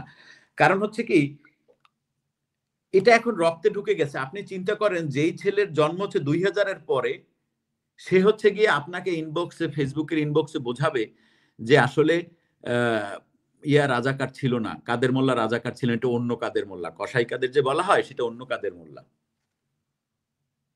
এটা আপনাকে বোঝাবে যে ছেলের জন্ম হচ্ছে 2000-এর পরে। সাইদের কথা বলে যে দেইলা রাজাকার, ওটা না আরেক সাইদি ছিল। এই যে দেল্লা রাজাকার, সেটা এই দেল্লা না, এটা আরেক দেল্লা। এবং যে জিনিসটা আমরা করতে পারি, আমাদের অনেক ব্যর্থতা আছে, আমরা আজকে আমাদের সেই ব্যর্থতার আলাপ না করি, সেটা অন্য সময়ের জন্য তুলে রাখলাম। আমাদের এমনিতে মোটা দাগে একটা বড় ব্যর্থতা কি, সেটা হচ্ছে গিয়ে হয়তো আমরা পরবর্তী যে প্রজন্মটা, সেই পরবর্তী প্রজন্মটাকে অনেক কিছু থেকে আমরা বঞ্চিত করেছি। আপনি দেখবেন যে বাংলাদেশে যে শিল্প সাহিত্যের চর্চা, বই পড়ার চর্চা, পাড়ায় পাড়ায় প্রোগ্রামের চর্চা, এটা কিন্তু আমাদের দশকের জন্ম নেওয়া ছেলে মেয়েদের জন্য লাস্ট। আমাদের যাদের 80 থেকে 90-র মধ্যে জন্ম, 80 একেবারে 80 থেকে শুরু করে 90-র মধ্যে যাদের জন্ম, আমরা হচ্ছে কি লাস্ট পাইছি, এরপর আর কেউ পায় নাই। এই যে একটা সাংস্কৃতিক খরা, একটা যে দুর্ভিক্ষ, একদম আমি বলবো যে কালচারাল একটা দুর্ভিক্ষ চলেছিল একটা দীর্ঘ সময় জুড়ে। দেখেন, আমি জানি না দীপান্বিতা মার্টিন, আপনি কতখানি গ্রামের মানুষ, কতখানি শহরের মানুষ। আমি আপনাকে শহরেই পেয়েছি। তো আমি হচ্ছে কি একান্ত একেবারে এমন গ্রামের ছেলে, যেই গ্রামে 2017 সালে ইলেকট্রিসিটি গেছে। তা আমি দেখেছি যে আমাদের বাবা চাচারা সন্ধ্যার সময়, মানে ভাত টাত খাওয়ার আগে যেটা করতো, তারা হচ্ছে গিয়ে টর্চ লাইটটা ব্যাটারি ঢুকায় মাথায় একটু তেল দিয়ে আশ্রয় তারা যাইতো। তারা কোন একটা প্রোগ্রামে, তো হয়তো তারা তাস খেলতো, অথবা তারা হচ্ছে গিয়ে কয়েকজন মিলে এক জায়গায় রেডিও বাজায়, এসে রেডিও শুনতো, তার অথবা হচ্ছে গিয়ে বিভিন্ন জায়গায় জারি গানের প্রোগ্রাম হইতো। প্রোগ্রাম মানে গ্রামে লেগেই থাকতো সারাক্ষণ। এটা আমার মনে আছে 1996 সালে যখন আওয়ামী লীগ সরকার ক্ষমতায় আসলো, তখন তারা সারা বাংলাদেশ জুড়ে একটা প্রোগ্রাম করলো। সেটা কি? সেটা হচ্ছে মুক্তিযুদ্ধের বিজয় মেলা। কি বর্ণাঢ্য সে program, you can not imagine. বর্ণাঢ্য প্রোগ্রাম, মানে অন্যরকম, মানে এই ঢাকা থেকে হচ্ছে কি একদম মেইন স্ট্রিমের মানে ইয়ারা গিয়ে থিয়েটার কর্মীরা গিয়ে ওখানে থিয়েটার করতো। ওইখানে আমার মনে আছে ওই সময় 96 সালে, আমি তো তখন 8-এ পড়ি ক্লাস, আমার সব স্পষ্ট মনে আছে। ওই সময় হচ্ছে গিয়ে গেছিলেন আমাদের শঙ্কর শাহজাল গেছিলেন, সে শঙ্কর শাহজাল ওখানকারই ছেলে, মঠবাড়িয়ারই ছেলে। তারপরে হচ্ছে গিয়ে ঝুনা ভাইরা গেছিল, ওখানে গিয়ে কঞ্জুস নাটক না জানো কি আরো এরকম মুক্তিযুদ্ধ ভিত্তিক নাটক দেখালো, ছোট ছোট অভিনয় করে দেখালো, এরকম ব্যাপক চমৎকার প্রোগ্রাম হইতো, মুক্তিযুদ্ধ ভিত্তিক সিনেমা। কোনো একটা কারণে আওয়ামী লীগ সরকার এটা তাদের ওই এট দ্যাট টাইম ওই সময়টা দূরে কন্টিনিউ করলো, কিন্তু 96 থেকে 2001 পর্যন্ত কিন্তু কন্টিনিউ করলো। জামাত বিএনপি সরকার যখন ক্ষমতায় আসলো তখনও তারা এটাকে একেবারে পুরোপুরি মুখের উপরে ঠাইসে এখন যেরকম বন্ধ করতেছে এরকম বন্ধ করতে পারে নাই।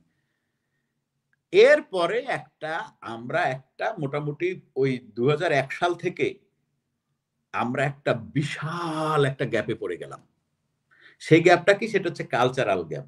আপনি যখন আর একটা অপসংস্কৃতিকে আপনি যখন রুখে দিতে চাইবেন, সেইটা আপনি রুখতে পারবেন একটা সুন্দর সংস্কৃতি দিয়ে।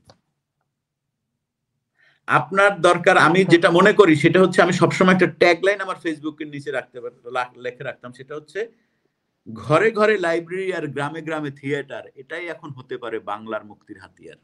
আমার কথাটা কেউ গুরুত্ব দেয় নাই। আমি আমাদের যে মানে চুলদারি বাল পাকা যে সমস্ত ওস্তাদরা, সেই ওস্তাদরা একবার বসছিল, কোথায় বসছিল? শিল্পকলা একাডেমিতে। দর্শনীর বিনিময়ে কথা বলবে। কে কে? নাসিরউদ্দিন ইউসুফ বাচ্চু, তারপরে হচ্ছে গিয়ে ঢাকা বিশ্ববিদ্যালয়ের টিচার, ওনার কি যেন নাম,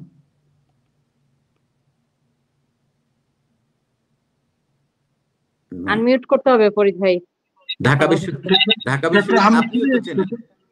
ডক্টর আহমেদ শরীফ নাকি ডক্টর হুমায়ুন আজাদ স্যার, কোনটা? না না না, এটা আরো অনেক পরের গল্প। এটা ধরেন এই 17-18 সালের গল্প।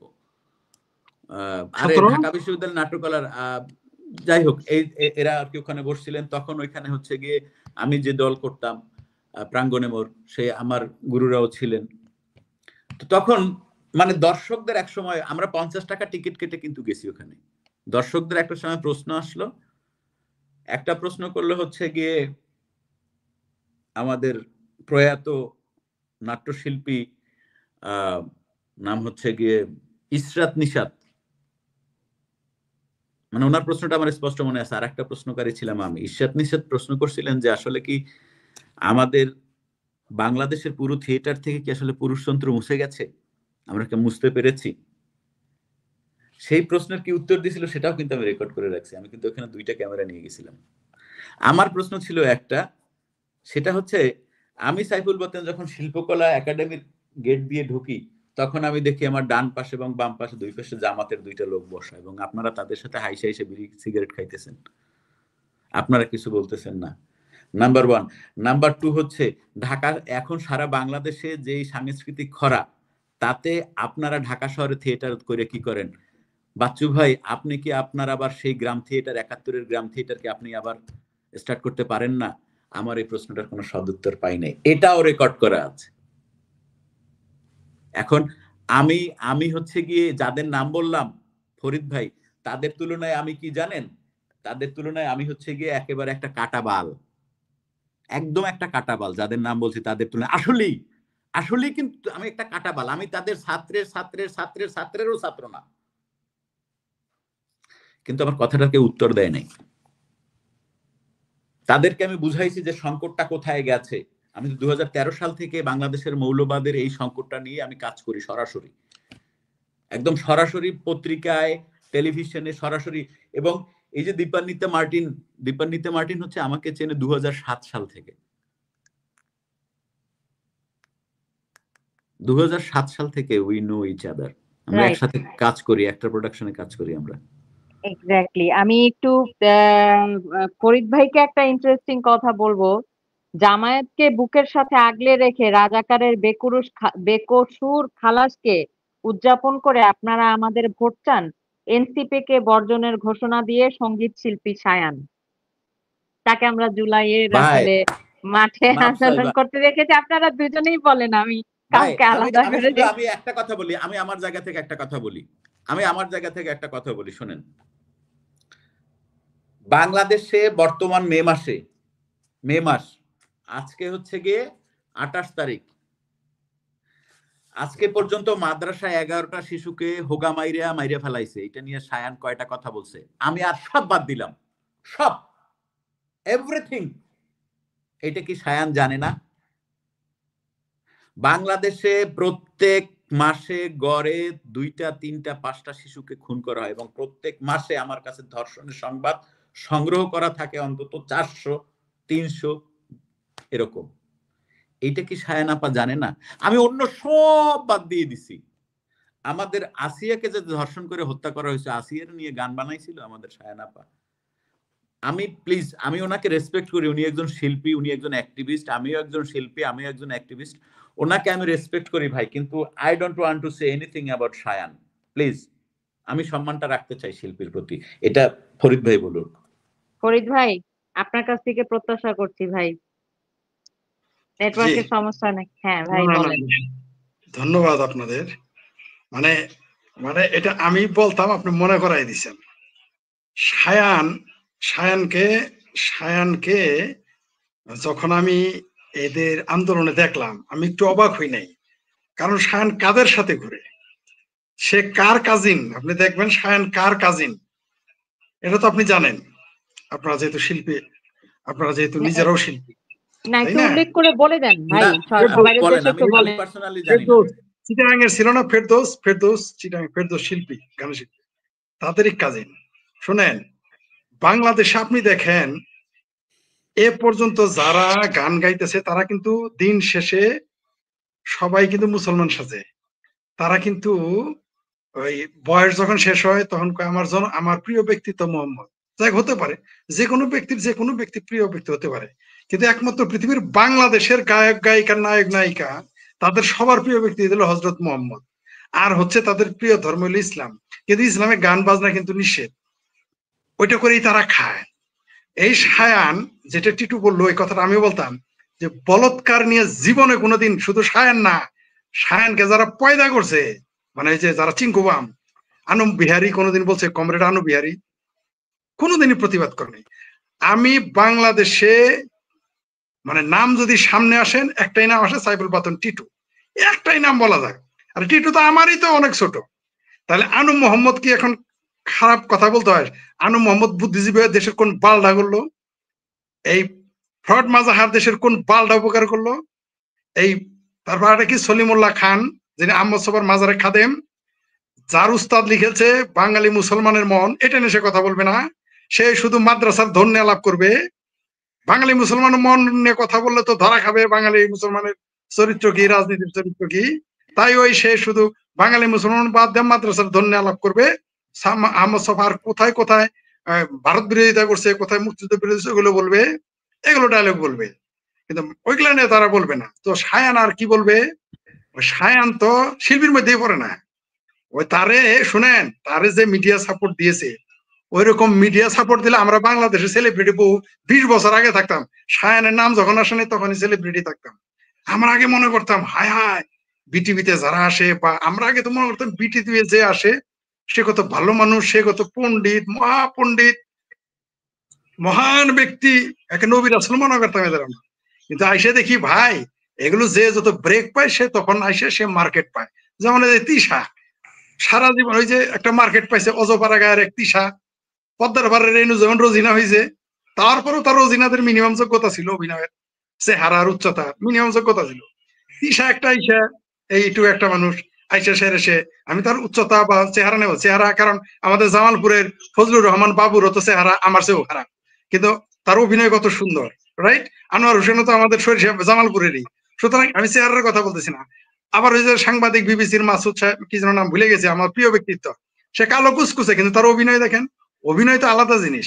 এরা তো বাইপাস, ওই যে বাইপাস সার্জারি করে যেমন তিশার ভাতার মন্ত্রী হয়েছে, তিশা অমনি অভিনেতা হয়েছে, ওরকম অভিনয় আমরা করলে ওগুলো আমরা অভিনয় করতে কেন জানি, সত্যি কথা বলি, আপনি আমার মাইন্ড করবেন, আমরা অভিনেত্রী, আমরা ভাবছি যারা অভিনয় করে তারা হাজার সব কোটি কোটি টাকা পাওয়া, কিন্তু আমরা জানি এনে নিজের খায় পরের মোষ তারা না, আপনারা সেটাও জানি। বাংলাদেশের চলচ্চিত্র ঠেকাইতে, টিভি সিনেমা টিকায় রাখতে আপনারা নিজের নিজে মানে বনের মোষ তারা না আপনারা নিজের খেয়ে সেটাও জানি।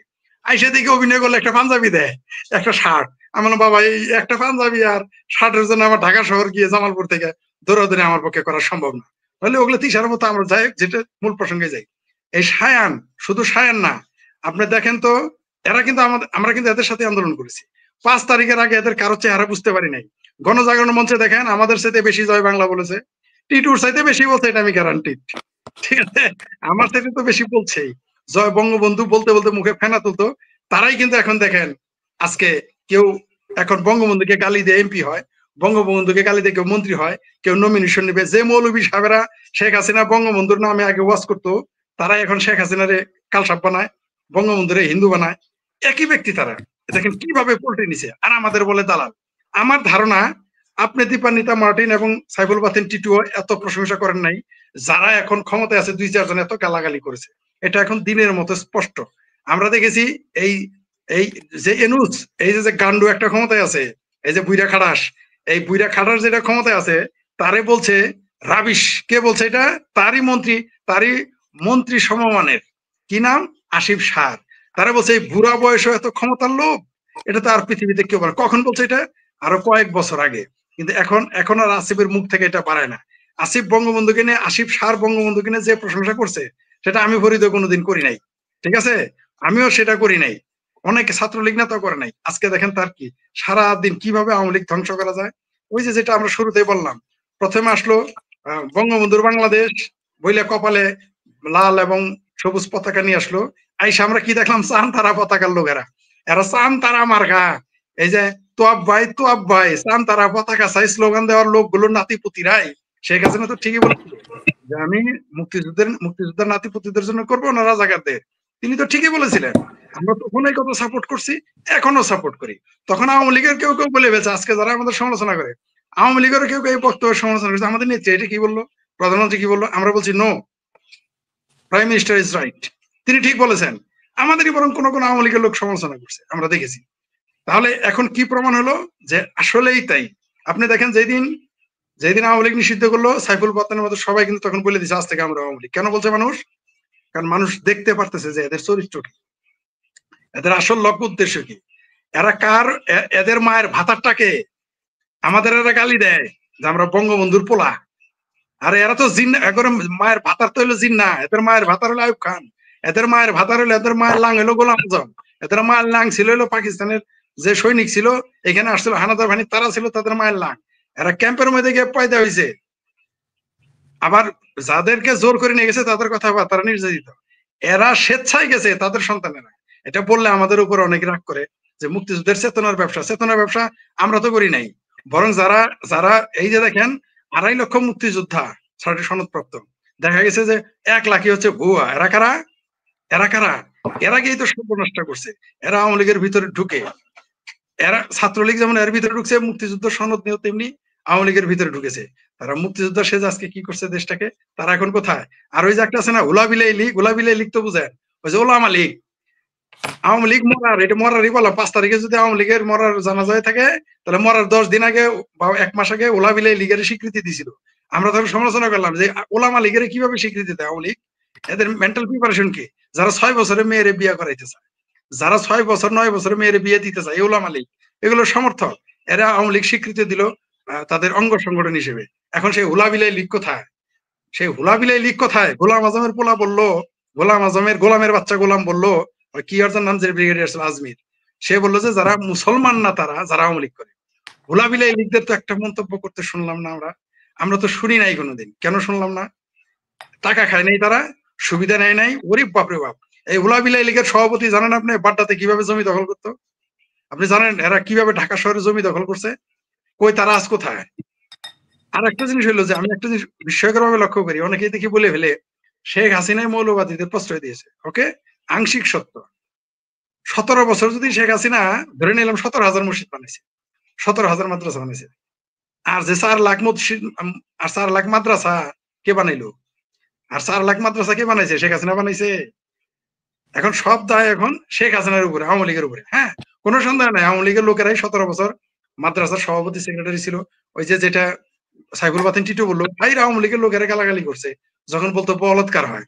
আমি বিভিন্ন জায়গায় যে বলতাম মাদ্রাসায় বলাৎকার একটু খোঁজ খবর নেন, আমার বলে ওই যে কি এক টিটুর নাম তো সব জানে না, কোনেকের এক লেখক আছে, কোনেকের এক কি, আরে হুমায়ুন আজাদের সাগরেদ বলে, আরে হুমায়ুন আজাদের সাগরেদ বলে টিটুরে, নাস্তিক না হুমায়ুন আজাদ বলে নাই, সরি ওটা অন্যজনটা বলছে, বলছে যে নাস্তিকদের সাগরেদ টিটু এর কথায় আমরা বিশ্বাস করবো ইয়ে হয় বলাৎকার হয়। আমি বললাম সিসি ক্যামেরা লাগান। আমি বাংলাদেশের অনেক মাদ্রাসার খবর জানি যেখানে সিসি ক্যামেরা লাগাইতে গেলেই মৌলবীদের মুখ কালো হয়ে যায়। কারণ কি? কারণ সে ধরা পড়বে।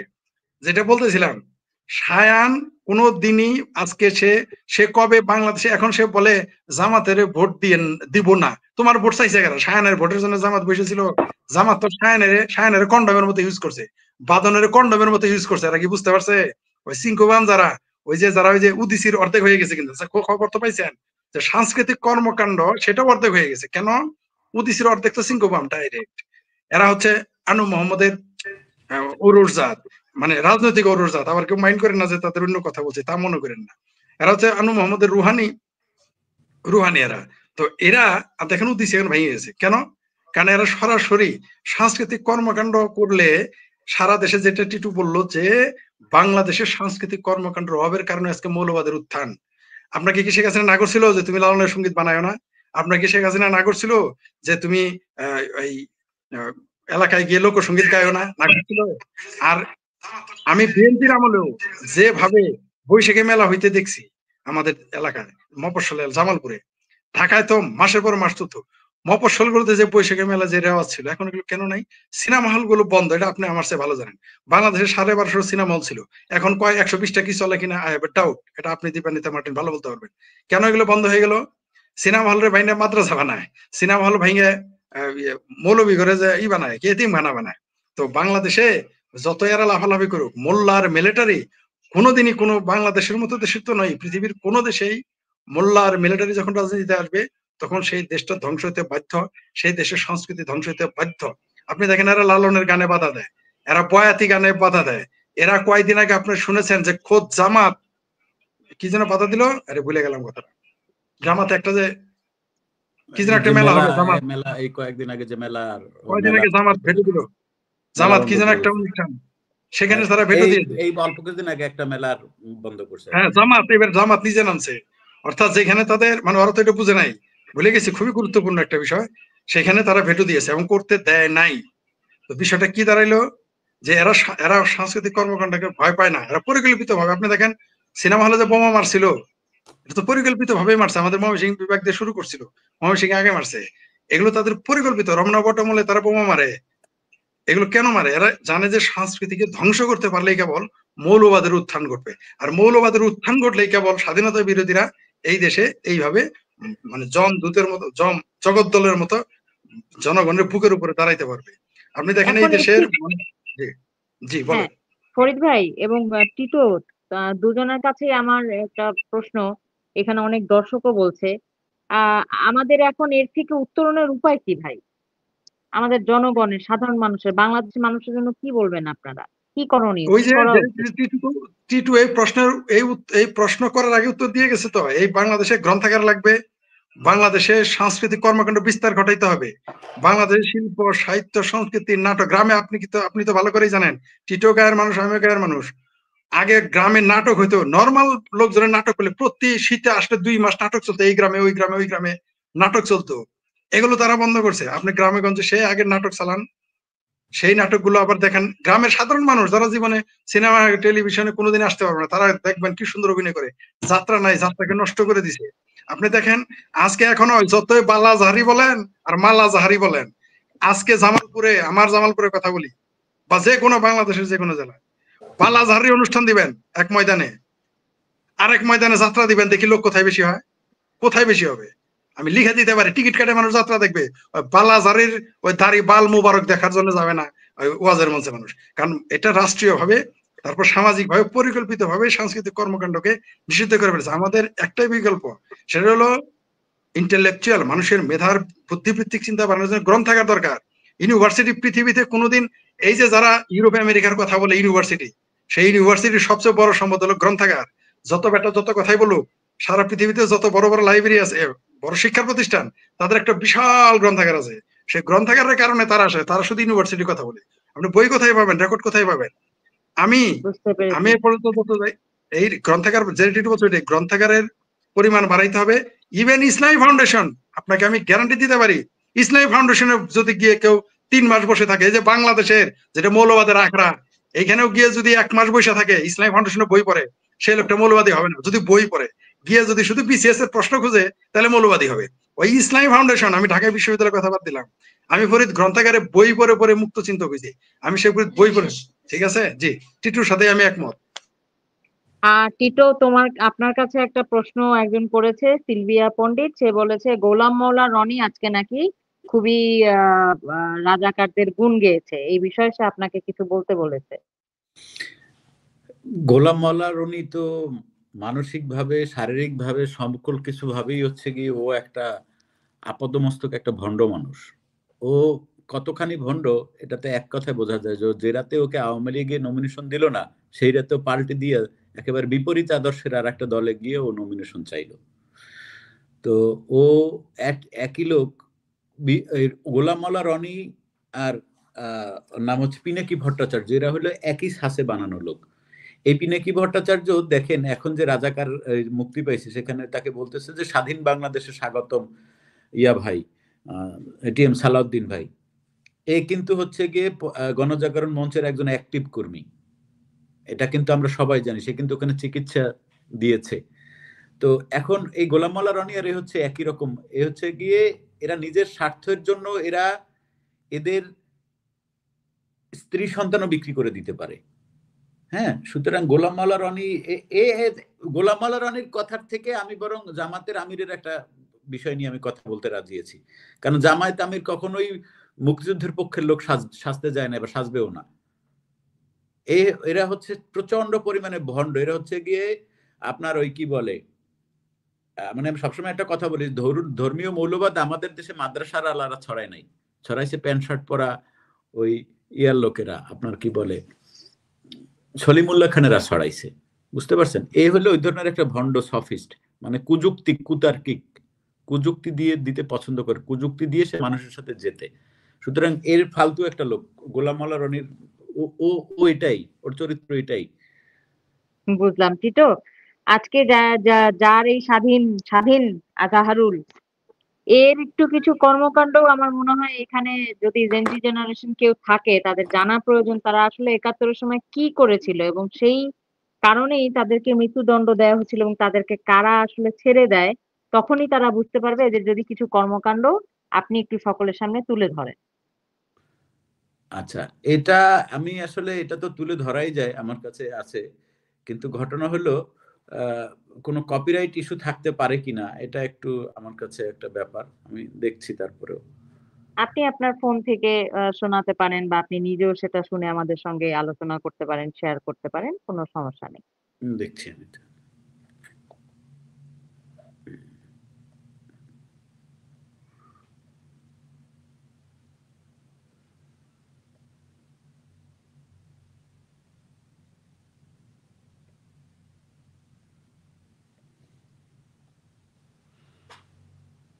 Shit.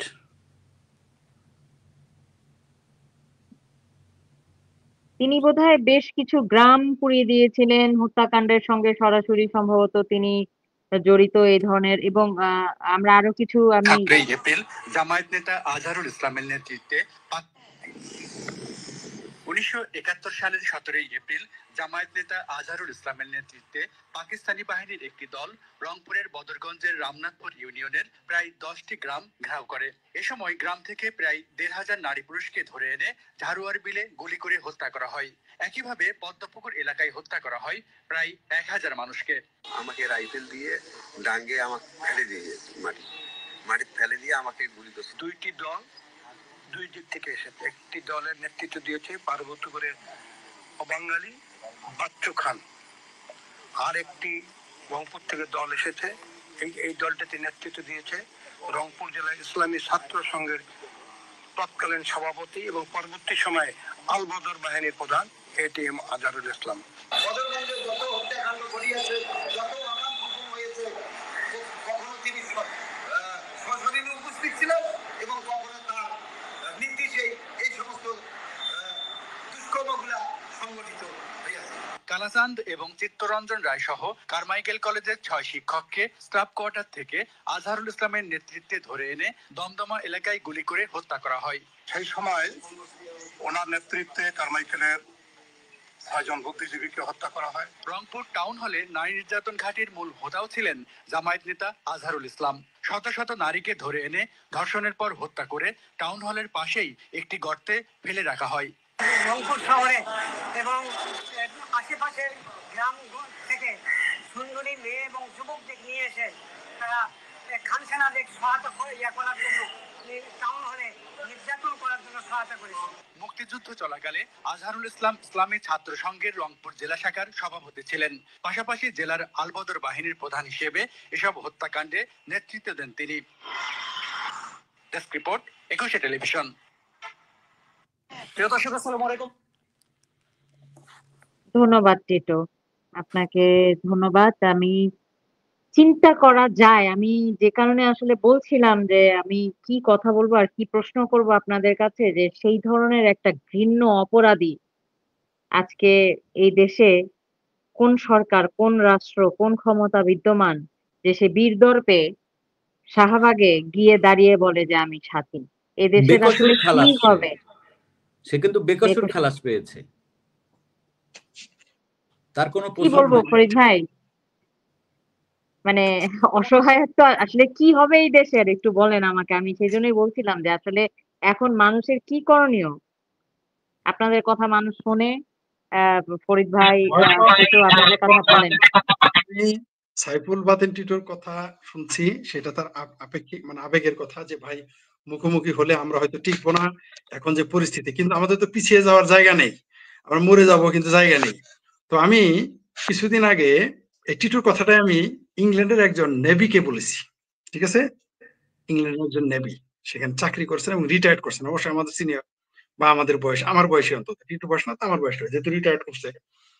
তিনি বলছেন আপনার এই কথাটা আমি 1 সপ্তাহ পরে জবাব দিব। তো উনি আমাকে 10 দিন পরে, 1 সপ্তাহ পরে দেন নাই, কোনো কারণে সময় পান নাই। 10 দিন পরে ওই সে বলছে আমাকে, ফরিদ সাহেব আপনাদের বাংলাদেশ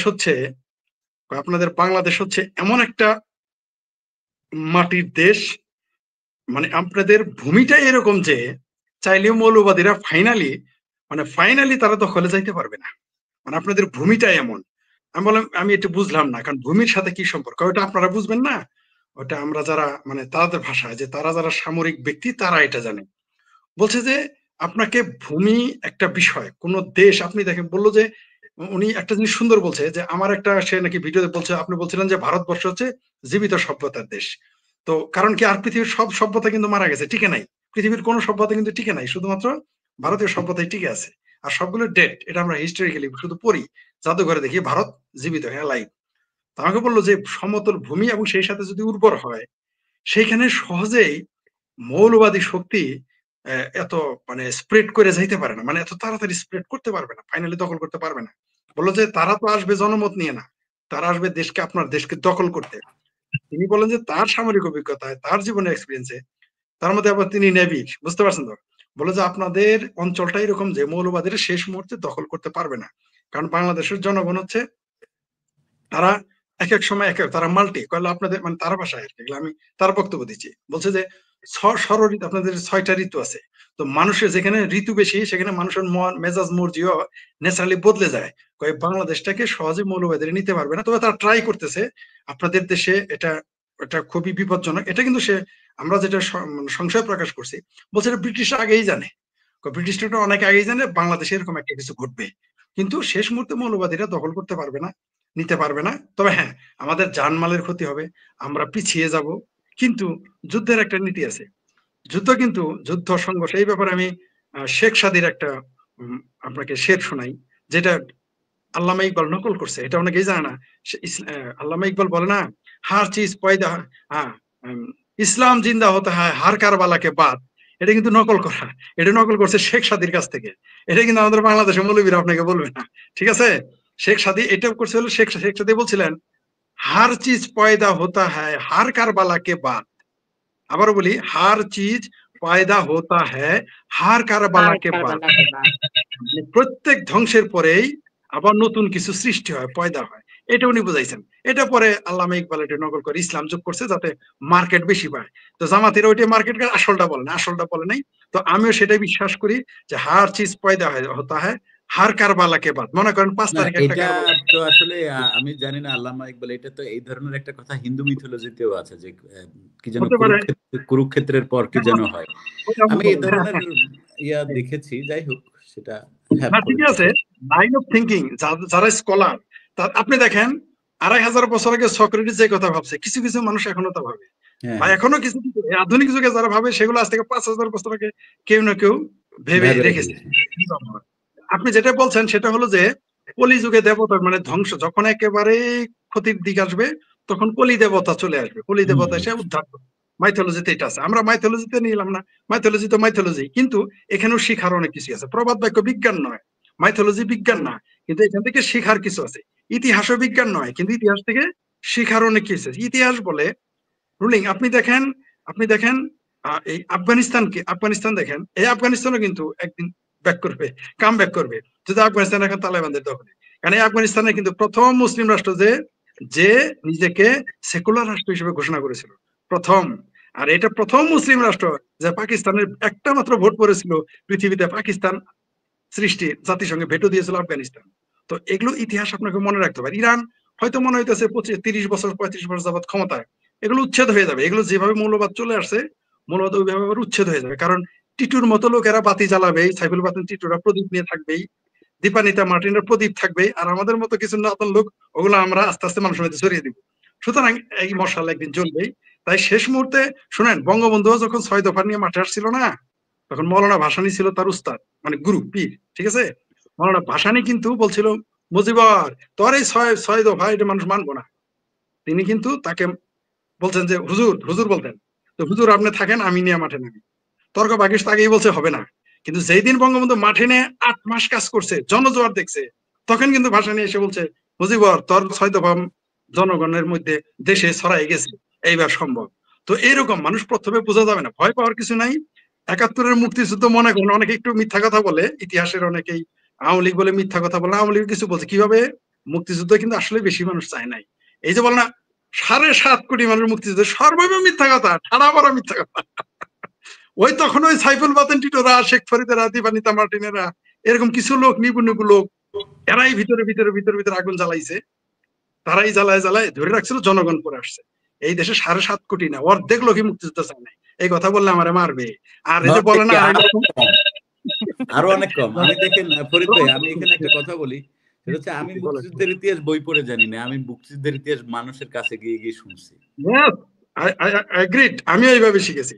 আমি আপনাকে স্যালুট করলাম, এটাই সঠিক। আমি আপনার পূর্ব ময়মনসিংহের ওইখানে যে ধরেন গৌরীপুরে হচ্ছে গিয়ে একটা জায়গা আছে, হালি শহর একটা গ্রাম, ওই হালি শহর গ্রামে হচ্ছে গিয়ে যে আমাদের সুপ্রীতি ধর আছে না, সুপ্রীতি ধরের বাড়ি, হ্যাঁ হালি শহরে, ওই সুপ্রীতি ধরের বাড়ির পাশে আমি মূলত গেছিলাম সুপ্রীতি ধরের ফ্যামিলির উপর একটা ডকুমেন্টারি করার জন্য। কারণ সুপ্রীতি ধরের বাবা এবং মা উভয় হচ্ছে গিয়ে 47-এর মুক্তিযোদ্ধা, 71-এর মুক্তিযোদ্ধা। ওরে বাবা রে বাবা, বুঝতে পারছেন? ব্রিটিশ বিরোধী যোদ্ধা এবং মুক্তিযোদ্ধা। শোনেন, ওর কাছে মোটামুটি একটা আর্কাইভ আছে টিটোর কাছে, এবং সে দীর্ঘদিন কাজ করেছে তো মাঠে এটা নিয়ে। সুপ্রীতি ধরের আপনার মা কোন টাইপের একজন নারী ছিলেন শোনেন। সে হচ্ছে গিয়ে গৌরীপুরে 1929 সালে, 1929 সালের সম্ভবত মে মাসের 27 বা 28 তারিখের সময়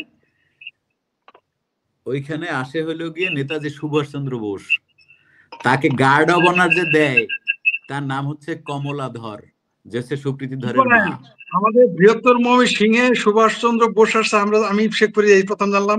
থ্যাংক ইউ ভেরি মাচ এই তথ্য দেওয়ার জন্য। তাকে গার্ড অব অনার দিছে এই সুপ্রীতি ধরের মা। ওরে বাবা রে বাবা, থ্যাংক ইউ টিটো।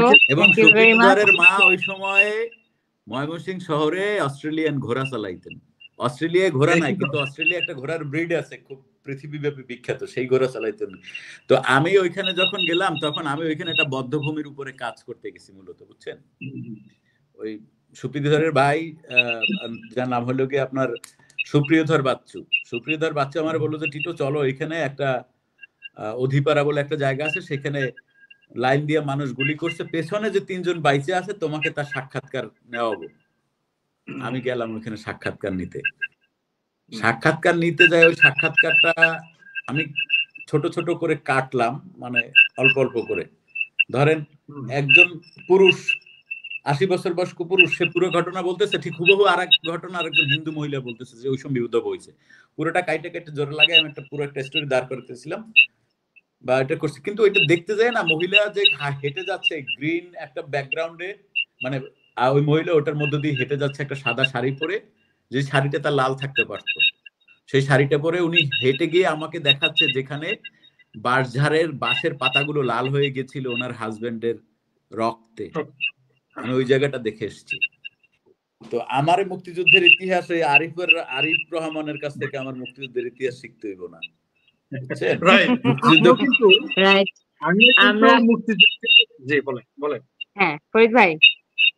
না, কিন্তু আমার একটু কষ্টের জায়গা আছে, ফরিদ ভাইয়ের সাথে আমার একটু দ্বিমতের জায়গা আছে। আসলে হয়েছে কি, আমি কখনো খুব একদমই লোক না, মানে যাকে বলে অনাশাবাদী মানুষ না, আমি আশার উপরে ভিত্তি করেই বেঁচে থাকতে চাই। কিন্তু যেটা ঘটনা হয়েছে, আমি একটু আপনাদেরকে দুজনকে একটা ইকুয়েশন বলি, আপনারা একটু ইকুয়েশনটা মিলিয়ে দেবেন। সেটি হচ্ছে, দেখেন 1947-এ আমাদের যুদ্ধটা ছিল হচ্ছে গিয়ে সম্পূর্ণ ভিন্ন সংস্কৃতির, ভিন্ন ভাষার, ভিন্ন জাতিগোষ্ঠীর, ভিন্ন গায়ের রঙের মানুষের সাথে। এবং আমরা কিন্তু শেষ পর্যন্ত জিতেছিলাম। কিসের উপরে ভিত্তি করে জিতেছিলাম? ফরিদ ভাই একটু মিউট করেন, আপনার ওখান থেকে ইকো আসতেছে। আমরা কিসের উপরে ভিত্তি করে জিতেছিলাম? আমরা জিতেছিলাম আমাদের ভূখণ্ড, আমাদের সার্বভৌমত্ব, আমাদের ন্যাশনালিজম, আমাদের মধ্যে যে জাতীয়তাবোধ। এক একটা অঞ্চলের মানুষের জাতীয়তাবোধ এক এক রকম ছিল এবং সেই জাতীয়তাবোধ নিয়েই তারা লড়েছিল, এবং তার ফলে আমরা 1947 সালের 15ই আগস্ট আমরা স্বাধীনতা পেয়েছি। এরপরে দেখেন আসলো 1971 বা 52 যদি ধরি, বা 71, আমরা কাদের বিরুদ্ধে লড়ছি? তাদের সাথে আমাদের দূরত্ব হচ্ছে 1200 mile. It's not a funny matter. তাদের সাথে আমাদের ভাষার মিল নাই, ধর্ম চর্চার মিল নাই, আমরা তাদের সাথে যুদ্ধ করেছি। ফরিদ ভাই, 2024-এ এসে আপনি কাদের সাথে লড়াই করবেন? নিজের মানুষ, বাংলাদেশিদের মধ্যে বাংলাদেশিদের বিভাজন। না, এখানে তো সব এটাও আপনার এই কথাটাও সত্য না। আমি আরো একটু ভেঙে দেই। সেটা হচ্ছে গিয়ে পরিবারের মধ্যে পরিবারের লোকের সাথে আপনার যুদ্ধ করতে হবে। একই ফ্যামিলির সন্তান হয়তো রাজাকার মাইন্ডেড হয়ে গেছে, বাপে এখনো মুক্তিযোদ্ধা মাইন্ডেড। আমার ক্লাস ফ্রেন্ড আছে, আমার নিজের ক্লাস ফ্রেন্ড যার সাথে আমি পড়াশোনা করছি, দুজন আছে এরকম, তারা নিজেরা রাজাকার হয়ে গেছে। আর এক ফ্রেন্ডের দাদা রাজাকার ছিল কিন্তু চাচা মুক্তিযুদ্ধে গেছে, আর এক ফ্রেন্ডের হলো বাবা মুক্তিযুদ্ধে গেছে কিন্তু সে তার প্রিয় ব্যক্তিত্ব ইমরান খান। কার সাথে কাকে যুদ্ধে লাগায় দেন আপনি ফরিদ ভাই? এবারে আসেন, ধরেন আপনি যুদ্ধে গেলেন, ফরিদ ভাই আবার একটু মিউট করেন। ধরেন আপনি এই অবস্থায় ঢাল নাই, তরোয়াল নাই, আপনি নিধিরাম সরকার যুদ্ধে নামলেন। যুদ্ধে নামার পরে কি হবে? যুদ্ধে নামার পরে আপনি এই অবস্থায় নামলেন, হ্যাঁ আমি এইভাবেই যুদ্ধ করব। আপনি কিসের উপরে বেস করে যুদ্ধটা করবেন? এই যে বাঙালি জাতি পাকিস্তানি প্রেতাত্মা থেকে বেরিয়ে আসবে, এইটা যে বেরিয়ে আসার জন্য পৃথিবীর, আমি ইতিহাস পাঠক, আমার ইতিহাস করতে খুব ভালো লাগে, আমি ইতিহাস পড়ি। আমি এমন কোন জাতিসত্তা, এমন কোন স্বাধীনতার ইতিহাস আজ পর্যন্ত পড়িনি যাদের কোনো কিছু নাই, বেজ নাই, তারপরে তারা লাফাইয়া যুদ্ধ করে আইসা স্বাধীন হয়ে গেছে। নো। আপনি যদি আজকে সেই কুর্দিদের যুদ্ধ দেখেন, তাদেরও একটা নিজস্ব সংস্কৃতি আছে। ইরান একদিন ফিরে আসবে, কারণ ইরানের নিজস্ব সংস্কৃতি থেকে তারা এখনো বের হয় নাই। হ্যাঁ, তারা লেটারটা নিছে আরবিক লেটার, কিন্তু তারা কিন্তু পার্সি ভাষা, তারা কিন্তু আরবি পছন্দই করে না। ইরানেরও এখন বের হওয়ার জায়গা আছে, কিন্তু ইউ হ্যাভ নাথিং। আপনি যে বাংলাদেশের বাঙালি মুসলমান, আমাকে কোনোদিন কেউ লিখতে দেখছেন? দুইজনই তোমার ফেসবুকের লিস্টে আছেন। আমি কোনোদিন বাঙালি মুসলমান শব্দটা ব্যবহারই করি না, কারণ এর হচ্ছে বাংলা ভাষী মুসলমান। আমি আজকে পৃথিবীর হচ্ছে গিয়ে 5টা ভাষায় কথা বলতে পারি: হিন্দি, উর্দু, বাংলা, ইংরেজি, সুইডিশ। এর মধ্যে সবচেয়ে ভালো পারি বাংলা, সবচেয়ে তারপরে ভালো পারি সুইডিশ, তারপরে ইংলিশ। আমাকে কোন জাতিসত্তায় ফেলবেন? আমি কি সুইডিশ হয়ে গেছি? সুইডিশ ভাষায় কথা বলি বলে? আমি কি ব্রিটিশ হয়ে গেছি যে কথা বলি? আমি কি ভারতীয় হয়ে গেছি হিন্দিতে কথা বলি বলে? তাহলে আপনি একটা জাতিগোষ্ঠী, একটা দেশের হচ্ছে গিয়ে একটা পুরো জনগোষ্ঠী বাংলায় কথা বলে বলে আপনি তাকে বাঙালি বানাই দিলেন? বাঙালি হওয়া এত মানে হইলি বাংলায় কথা বললি বাঙালি হয়ে যাবে ভাই? আপনার কোনো বেসমেন্ট নাই। আপনি এই অঞ্চলের কালচারকে নাম ধর্ম দিয়ে চিহ্নিত করছেন। আপনি এতখানি বোকাচোদা জনগণ, সাধারণ জনগণকে আমি কেন এত অশ্রদ্ধা করি? কারণ হচ্ছে কি, সে এতখানি বোকাচোদা, সে যে বিষয়ের উপরে ভিত্তি করে তার সংবিধানটা রচিত হয়েছে সেই ওয়ার্ডগুলো সে জানে না। স্বাধীনতা শব্দের অর্থ জানে না বাংলাদেশের 70% মানুষ। সার্বভৌমত্ব শব্দটার অর্থ জানে না বাংলাদেশের 95% মানুষ। আপনি কিসের উপরে আপনার এই দেশের, এই যে আপনি 71 এর কথা বললেন, 71 এ যারা মুক্তিযুদ্ধের সংগঠক ছিল তাদের এডুকেশনাল কোয়ালিফিকেশন যায় দেখেন, তাদের দেশপ্রেমের ইয়েটা যায় দেখেন। আপনি এখন এটা পাবেন কোথায় ফরিদ ভাই? আপনি জাতীয়তাবাদ তারপরেও বলতে আমরা একটু বোঝেনই হচ্ছে আশার বাণী আসলে টিটোর কাছ থেকে শুনতে চাই। আমরা না, আমাদের আশার বাণী লাইভের একদম একটাই শেষ মুহূর্তে আছি, আর 2-3 না, মিনিটের মধ্যে আমাদের লাইভটা শেষ করতে হবে। আসলে কি আমি বলি, সেটা হচ্ছে গিয়ে একটা কথা আমি আগেও বলেছি যে সেটা হচ্ছে আমাদের মধ্যে যে বিভাজনের জায়গাটা যেখানে তৈরি হয়েছে সেটাকে আমাদের আগে চিহ্নিত করতে হবে। সেই বিভাজনের রেখাটা আমাদেরকে তুলে দিতে হবে। বিভাজনের রেখাটা তুলে দিয়ে আমাদেরকে এটাও বুঝতে হবে পাশাপাশি, যে লোকটা আজকে নাস্তিক ওই লোকটাও আমার দেশের মানুষ। যে লোকটা মসজিদে হচ্ছে গিয়ে মিলাদ পড়ায়, মাদ্রাসার ছাত্র যে মাদ্রাসায় হচ্ছে গিয়ে ধর্ষণের শিকার হচ্ছে দিনের পর দিন, ও এই ভূখণ্ডের সন্তান। ওর পূর্ব মানুষেরাও এই ভূমির সন্তান। এই বিভাজনটা উঠিয়ে দিয়ে আপনি যদি একটা সুন্দর চমৎকার কালচারাল রেভলিউশন আপনি যদি না করতে পারেন, তাহলে আপনি এটা থেকে বেরোতে পারবেন না। দেখেন, আমার স্পষ্টত মনে আছে, আমি সেদিন আপনাকে ফোনে এই কথাটি বলেছিলাম যে আমাদের যে সাংস্কৃতিক অনুষ্ঠানগুলো, অঞ্চল ভেদে সাংস্কৃতিক অনুষ্ঠানগুলো হয় কি, আমি এরকম ভিডিও আপনারা ফেসবুকে অনেক পাবেন যে একজন আরেকজনের সাথে ফোন করছে হুজুরকে ভাড়া করে মাহফিলে আনবে বলে, তো বলছে যে অমুক হুজুরে আনি, বলছে না না না, সে বেশি লোক হাসাইতে পারে না, তমুক হুজুরকে নিয়ে আসো, সে বেশি লোক হাসাইতে পারে। তার মানে কি, এই যে মানুষগুলো যায়, আমি সাধারণ মানুষকে এক নাগারে দোষী করতে চাই না, তারা ধর্মীয় জায়গা থেকে যায় না। কারণ আমি অনেককে জিজ্ঞেস করেছি মাহফিল থেকে বের হওয়ার সাথে সাথে, এই তুই বলতো তোকে মাহফিলে একটা লাইন বলতো তোকে হুজুর কি বলেছে, মনে আছে কিনা? মনে থাকে না। মোটা দাগে 3টে জিনিস মনে থাকে। নাম্বার 1 হলো গিয়ে নাস্তিক কোপাইতে হবে, নাম্বার 2 হলো গিয়ে মহিলারা হচ্ছে গিয়ে পৃথিবীর সবচেয়ে আরাম, আর নাম্বার 3 হচ্ছে গিয়ে ভারত কতটা খারাপ। এর বাইরে আমাদের মাহফিলের কোনো ইস্যু থাকে না। যে জায়গাটায় আপনার সন্ধ্যার পরে আপনার গিয়ে যেখানে জারিগান হওয়ার কথা ছিল, যেখানে নাটক হওয়ার কথা ছিল, আপনি তো ওই মানুষটারে এন্টারটেইনমেন্ট দিতে পারছেন না। আপনার টেলিভিশন চ্যানেল ঠিকঠাক মতো দিতে পারতেছে না, কারেন্ট দিতে পারতেছে না, টেলিভিশন মানে তার যে স্থানীয় যে কালচারটা তার মধ্যে গড়ে উঠেছিল, যেমন আমি সেদিন দীপান্বিতার সাথে বলেছিলাম বাতলাহারার গল্প, মনে আছে আপনার? এই যে বাতলাহারা বলে একটা কৃষকদের একটা উৎসব থাকে, আমি সেই বিভাজনের জায়গাটা যেহেতু আসছি আমি অল্পের মধ্যে শেষ করব।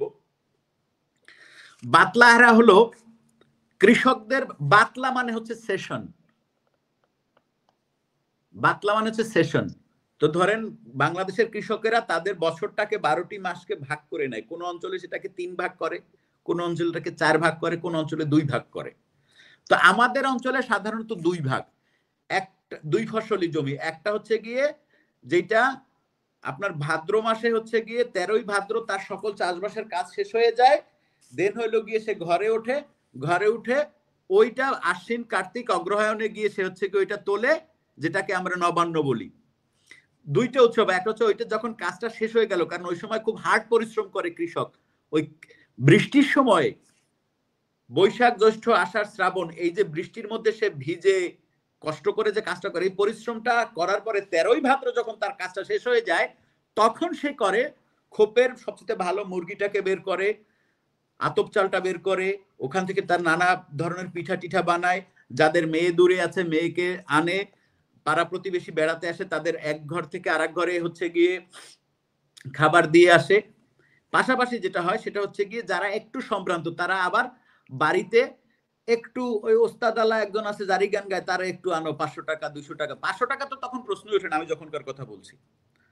তো আমাদের মামা বাড়িটার নাম হচ্ছে, মানে আমাদের মামা বাড়িটা হচ্ছে কীর্তনীয় বাড়ি, মানে আমাদের মামা বাড়ি এখানে, এই পাশে হিন্দু, এই পাশে হিন্দু, এই পাশে হিন্দু, এই পাশে হিন্দু। ফলে আমি দেখেছি আমাদের মামাদের অনেকের ক্ষেতে হিন্দুরা কাজ করতো, আবার ওইখানে যে অন্যান্য টুকরো টাকরি মুসলমানরা ছিল তারাও হিন্দুদের বাড়িতে ডেলি লেবার, বাৎসরিক লেবার হিসেবে কাজ করতো। তো কীর্তনীয় বাড়ির লোকজন কি করতো, আমাদের মামার বাড়িতে বাতলা হারার সময় ইনস্ট্রুমেন্ট, গান টান এগুলো নিয়ে এসে গান টান গাইতো। এবার এই যে সুন্দর যে সাংস্কৃতিক যে পরিমণ্ডলটাকে কিভাবে বিভাজন করা হইলো সেই গল্পটা আমি বলি। আমার এক নানা আসলো হজ করে, সে আইসে এক বাতলাহারার সময় বললো এবার আমরা একটু বাতলাহারা খাইতে পাওয়ার আগে আমরা একটু মৌলদ শরীফ পড়াবো। মিলাদ শরীফটা আমাদের এলাকায় বলা হয় মৌলদ শরীফ। আমার নানা যখন মৌলদ শরীফ পড়াইলো তখন যেটা হয়েছে, তখনও এই ধর্মের চর্চা টর্চা কোনোভাবেই বাংলাদেশে, নামাজ পড়াটারা অনেকেই নামাজ পড়তে ভুল করতো, আলাদা দিতে নামাজই পড়তে না, এরকম একটা ধর্ম। তো এই যে আইকনা বলে আমাদের এলাকায়, বা ওই যে দহলিজ বলে কোন এলাকায়, যে সামনের ঘর, ওইখানে মিলাদটা পড়ানো হচ্ছে। আর যারা হিন্দুরা ছিল তারা ঢোল চাকি নিয়ে বাইরে অপেক্ষা করছে। তারা যেটা করবে, তারা হচ্ছে গিয়ে খেয়ে দে একটু পান টান খেয়ে তারা সারা রাত্র ফজর পর্যন্ত তারা গান গাইবে। এইটা হলো গিয়ে প্রোগ্রামটার ইয়েটা।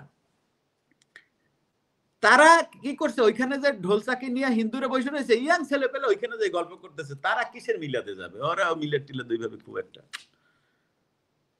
তো কি করছে, ওইখান থেকে আমার নানা গলা উঁচু বলতেছে, এ কালা, এ দলা, তোরা বাগে যা, ওই পোলাপান মিলাদে আইতে আসে না।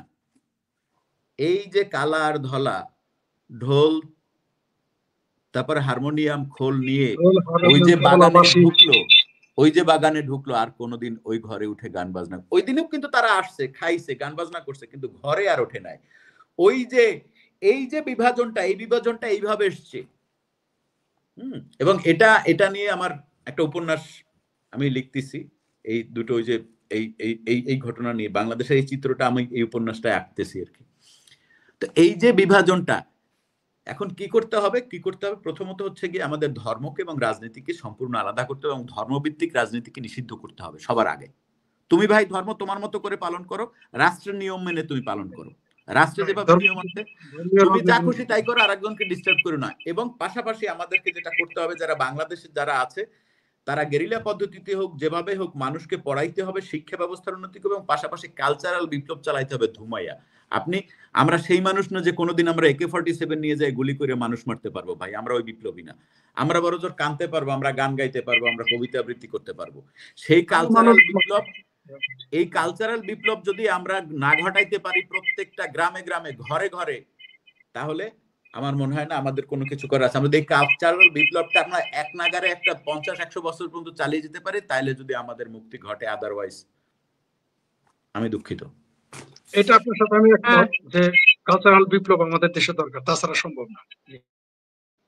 চমৎকার। আমরা আমাদের লাইভের একদম শেষ পর্যায়ে চলে এসেছি। সুপ্রিয় দর্শক, যারা এতক্ষণ ধরে আমাদের সাথে লাইভটি দেখলেন, আমাদের মধ্যে উপস্থিত আছেন সাইফুল বাতেন টিটু এবং শেখ ফরিদ। আমি ব্যক্তিগতভাবে জানি এই দুইটা মানুষ প্রচুর পড়াশোনা করে, যে কারণে আমিও ব্যক্তিগতভাবে মাঝে মাঝে তাদের সাথে অনেক দীর্ঘ সময় ধরে কথা বলি।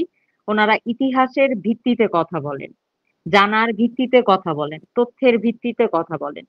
আমাদের সাইফুল বাতেন টিটু ভালোবাসার জায়গা থেকে হোক, আবেগের জায়গা থেকে হোক, কিংবা একটা ইকুয়েশনের জায়গা থেকে, সে যদিও বলছে যে এর থেকে উত্তরণের উপায় নাই, কিন্তু তার মধ্যে থেকেই সে কিন্তু আবার পথও দেখিয়ে দিচ্ছে। আর আমাদের শেখ ফরিদ ভাই সুস্পষ্টভাবে আশাবাদী, তিনি বলেছেন যে এর থেকে আমরা বেরিয়ে আসতে পারবো। আর আমি বলি এর থেকে আমরা তখনই বেরিয়ে আসতে পারবো যখন ওই যে ফরিদ ভাই যেটা বলেছে যে 1971-এ অনেক মানুষ কিন্তু আসলে যে যুদ্ধে যেতে রাজি হয়েছে এরকম না, একটা সার্টেন অ্যামাউন্ট অফ মানুষ, সেটা 20% হোক 30% হোক, তারাই কিন্তু ভিতরে সংগঠিত হয়ে সচেতন মানুষ, তারা কিন্তু এই দেশটার জন্ম হওয়ার পিছনে অবদান রেখেছে। তা আমিও বিশ্বাস করি আপনারা এক চেতনায় একত্রিত হন।